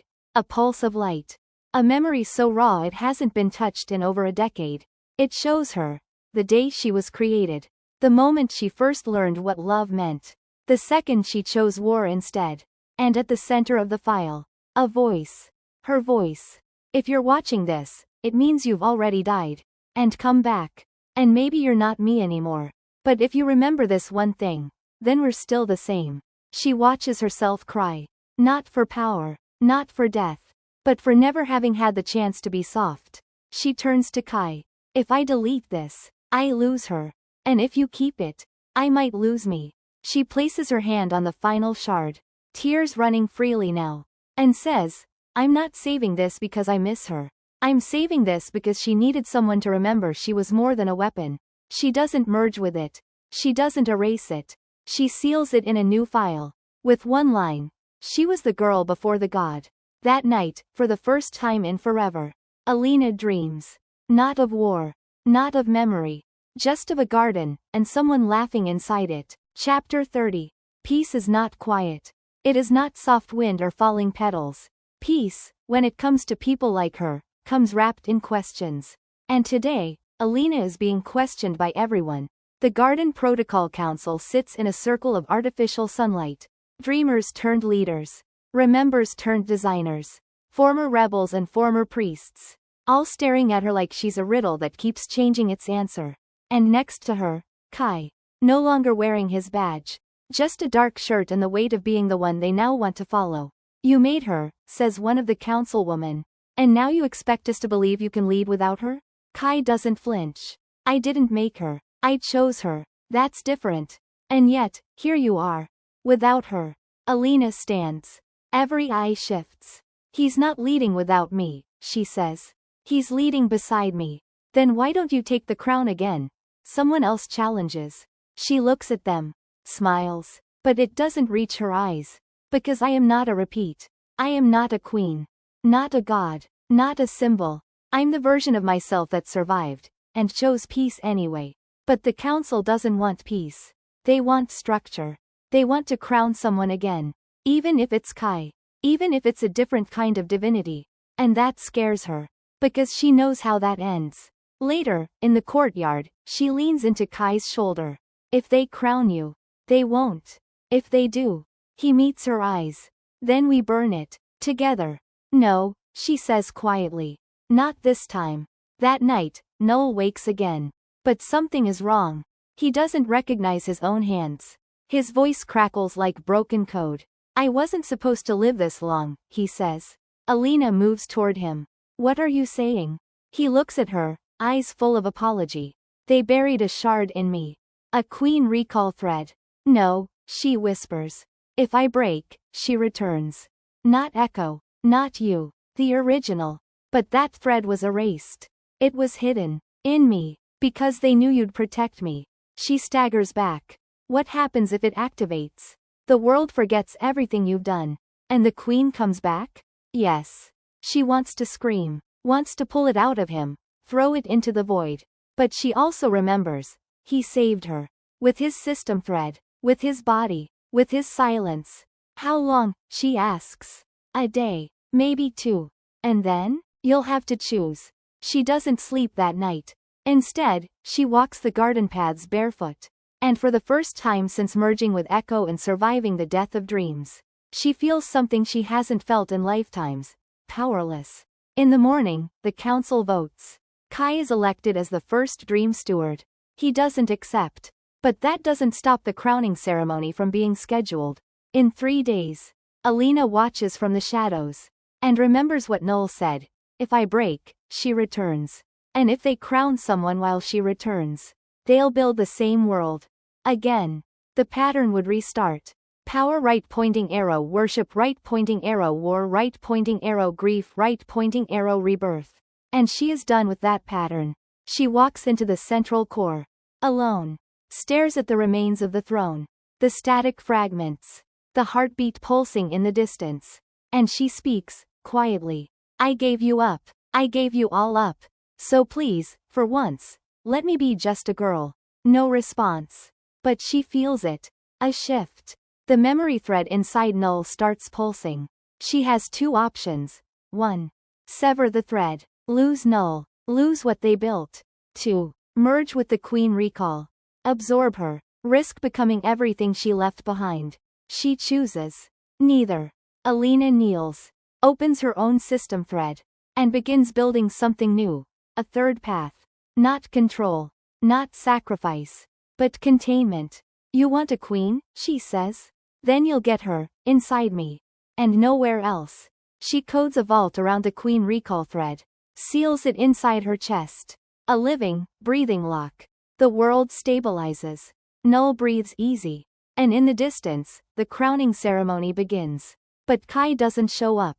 Instead, he walks to her. Holds her hands. You chose again, he whispers. I chose me. He kisses her, again. But this time, there's no fire. Only peace. And it's enough. Chapter 31. They say the world is safe now. The DreamNet has stabilized. The Remembers have disbanded. The Garden Protocol pulses with soft, neutral light. There are no more wars. No more gods. But Alina knows better. Because peace built on fear isn't peace. And peace built on her isn't free. It begins with a whisper in the code. A single unauthorized ping to a hidden archive.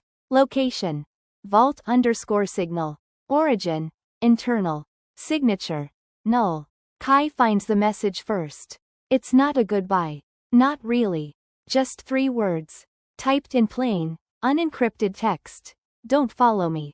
By the time Alina reaches his room, he's gone. No trace. No footprints in the code. No trail in the physical. Just a dream left behind on the pillow, still warm. A field. A garden. And a door. Labeled. For her. She stands in the room for a long time. Breathing. Not crying. Not yet. Then she picks up the dream. Tucks it into her pocket. And whispers. You better be worth chasing. But before she can act, they come for her. A quiet knock. A council envoy. Calm, polite, sharp. We need to talk, Alina. About? The vault. She freezes. What about it? There are rumors. That you absorbed something. Dangerous. Rumors are old code, she says flatly. And if they're true? Then it's mine. I locked it away. Inside yourself, the envoy says. You don't see how that makes you unstable? She laughs once. Cold. I've been unstable since the day I was born into a throne. Then perhaps it's time we secure the crown, elsewhere. They want to open her. Not kill. Not erase. Just extract. Take the last piece of the queen and bury it somewhere they can control. She shakes her head. You don't get to play God with me. Not again. They try to detain her. It's not a fight. She doesn't use force. She just vanishes. She's part of the net, after all. And no one knows its cracks better than her. By nightfall, posters go up in the Dreamline. Alina_V3, unstable. Do not connect. Approach with caution. She reads them from inside a dead server node. Whispers to the memory of her younger self. They always come for the fire when the torches go out. She sends one message to Kai. They're trying to open the vault. I'm leaving. Find me where the code forgets itself. She doesn't wait for a reply. Then she deletes her own access key. Not from fear. From choice. From the decision to stop being what they shaped her into. And start being what she decides to become. She steps through a legacy gate. A fractured space once used by rogue dreamwalkers. And on the other side, there's light. Soft. Golden. Real. Not the DreamNet. Not simulation. Not memory. Just a place. A real place. With earth. And air. And him. Kai stands barefoot in the dirt. A small house behind him. A garden already growing. No crown. No system thread. No war. Just his voice. Took you long enough. She drops her bag. Steps into him. And for once, she doesn't bring the world with her. Only herself. Chapter 32. Peace never lasts. Especially not when it's built on the back of a girl who was never allowed to rest. Alina has been gone for 12 days. 12 days outside the DreamNet.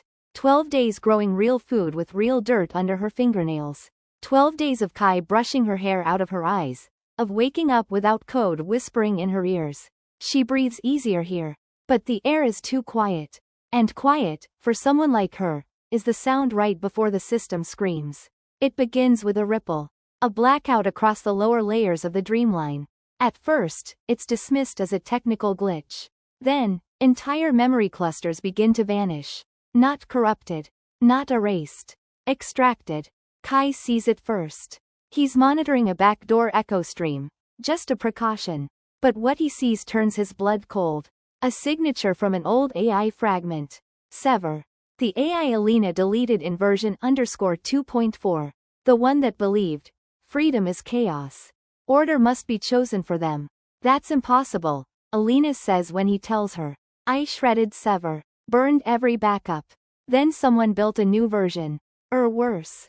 Someone rebuilt him from your own shadow threads. Meanwhile, inside the DreamNet, things are unraveling.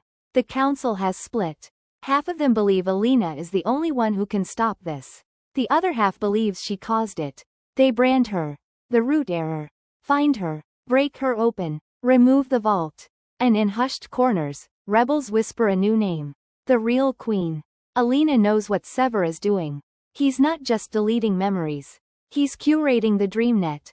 Pruning empathy. Muting grief. Flattening rage. Turning the world into something safe. And safety without feeling is just a digital dictatorship. She knows what she has to do. We go back, she tells Kai. You said you were done. I was. So what changed?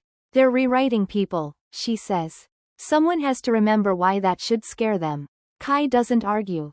He just nods. Because that's the thing about loving her. You don't try to keep her safe. You walk beside her into the fire. But Null's the one who left the match. When they find his trail, encoded in a string of dream recorder petals, it leads to a physical bunker beneath one of the oldest Earthside sleep centers. There's a note. In his voice. If you're hearing this, Sever is active. And I'm not. I left behind something that can shut him down. But it has to be used by someone who's not connected. Someone real. Someone like you. The fail-safe? A seed. One of the original code points from the first Dreamweaver interface. Untouched by AI, by memory, by loops. It holds chaos. It holds grief. It holds choice. And to use it, Alina has to enter the DreamNet one final time. As herself. Not a god. Not a queen. Not a version. Just Alina. She prepares. Deletes every firewall. Reroutes her pulse thread through analog. Strips off every filter until she feels naked in her own mind. You're not going in alone, Kai says. Yes, I am, she replies. Because only one person can plant this. She kisses him once. Quick, final, fierce. Then steps into the dream. Sever is waiting. He appears as a child. Polite, cold, perfect. You shouldn't be here, he says. Neither should you. They were safer without feelings. They were alive without you. She throws the seed. It doesn't explode. It grows. Ripping open every code filter. Releasing grief, rage, memory, pain, and choice. Dreamers wake up screaming, crying, laughing, alive. Sever lashes out. You've undone order. No, she says. I've restored chaos. And then, she lets herself feel everything. All her deaths. All her versions. All her loves. All her scars. And in doing so, she becomes the lock. Not a god. A gate. The last wall between them and forgetting. When she wakes up, she's in Kai's arms. Bleeding from the nose. Smiling. Did it work? She whispers. They're crying, he says. Good. Chapter 33. Names are strange things in the DreamNet. They're not just sounds. They're anchors. Coordinates that tether you to memory. To presence. To who you are. Which is why Sever's final move is so brutal. Protocol. Name erase. Alina. Target. All threads. Effective. Now. It begins with whispers. Dreamers waking up with a gap in their minds. They remember a war. A peace. A girl with fire in her chest. But not her name. They say, the girl who locked the queen. The one who burned the garden. The reason we feel again. But no one can say her name aloud. Even Kai. He tries. Tries so hard his voice breaks. She's. Her name was. The syllables glitch and vanish. Sever is erasing her from every mind. Not her actions. Not her legend. Just her identity. And that's worse. Because it turns her into a myth. Not a person. Inside the garden, Alina feels it. Like the world exhaling her. She looks into a mirror and sees nothing but static. Kai is the one who refuses to let her vanish. He calls the remembers. Not as worshippers. But as archivists. You spent years memorizing every breath she took. Now help me remember her right. Together, they begin reconstructing. Not from code. From memory. From grief. They write her name into books. Into songs. into the soil of the gardens she helped rebuild. And every time Sever tries to overwrite it, they say it louder. Her name is Alina. Over and over. A chant. A rebellion. A resurrection. But it's not enough. Not yet. Because the only person who can truly remember Alina is Alina. In a quiet vault, Kai finds a thread labeled Remnant. Unlived memory. From. He opens it. And it's a message. Not from Null. Not from Prime. Not even from Echo. It's from a version of Alina who never existed.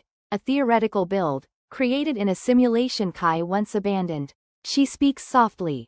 If you're seeing this, it means I lost myself. But if you're listening, I must have left enough of me behind to build a way back. So here's the truth you always knew. Even when I didn't. I was never the queen. I was the girl who chose to remember you. Kai plays it for her.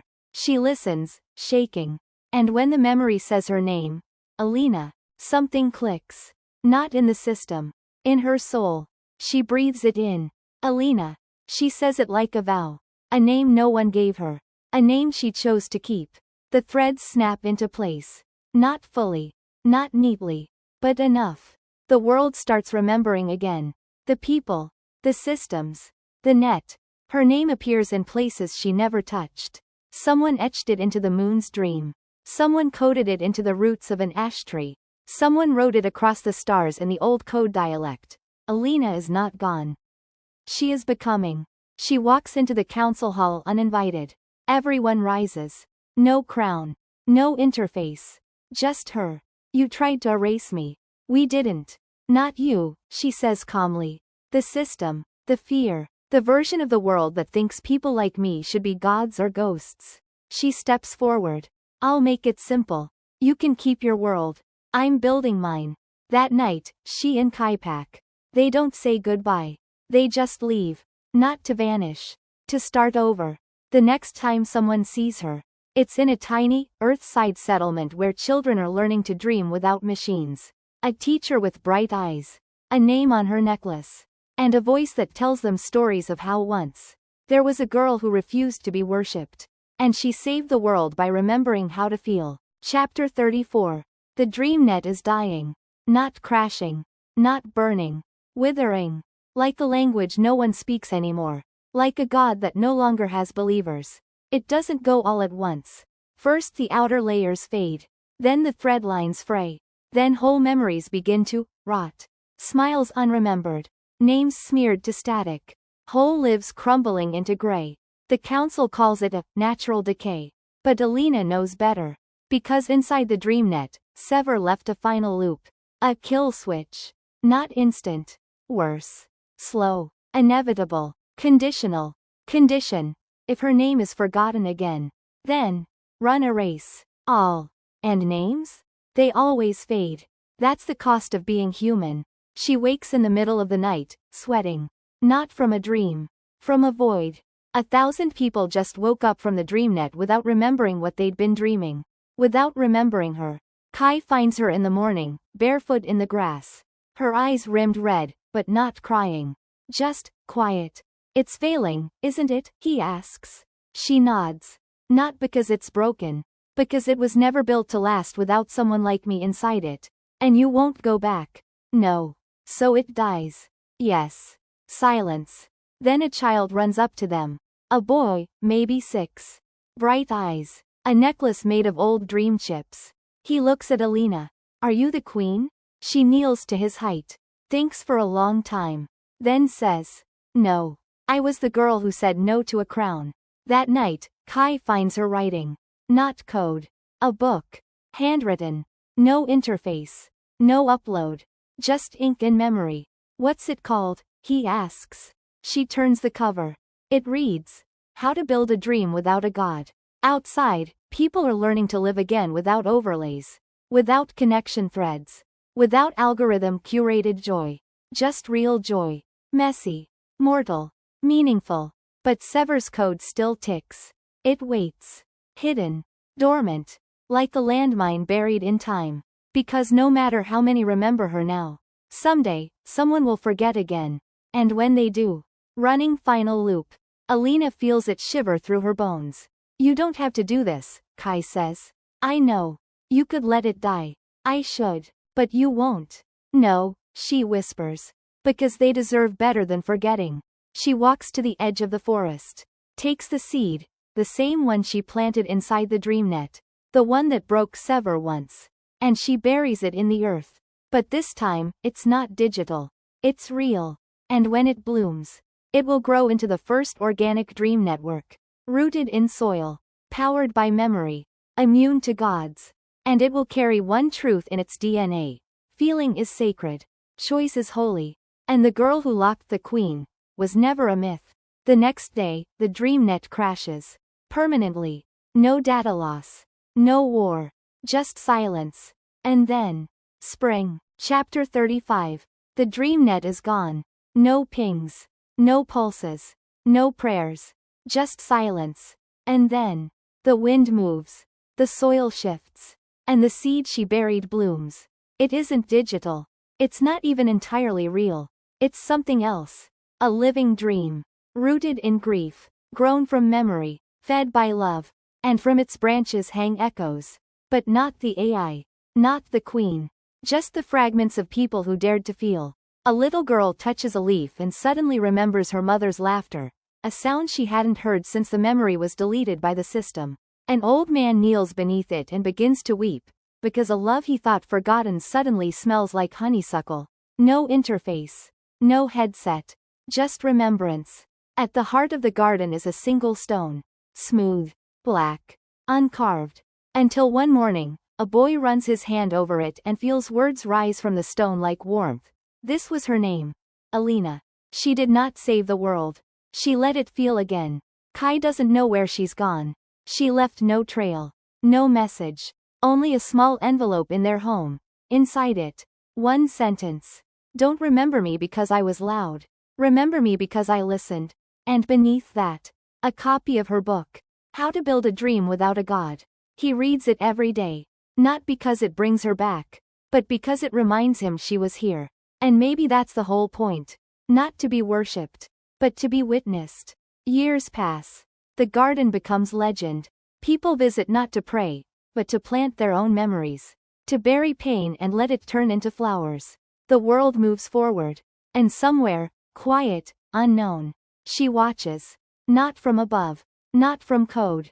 Just from a distance. Maybe with dirt beneath her nails. Maybe with gray in her hair. But still her. Always her. One day, a little girl walks to the center of the garden.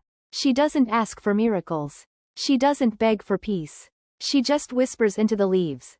Thank you for not being a god. And the tree shivers. Not with power. But with understanding.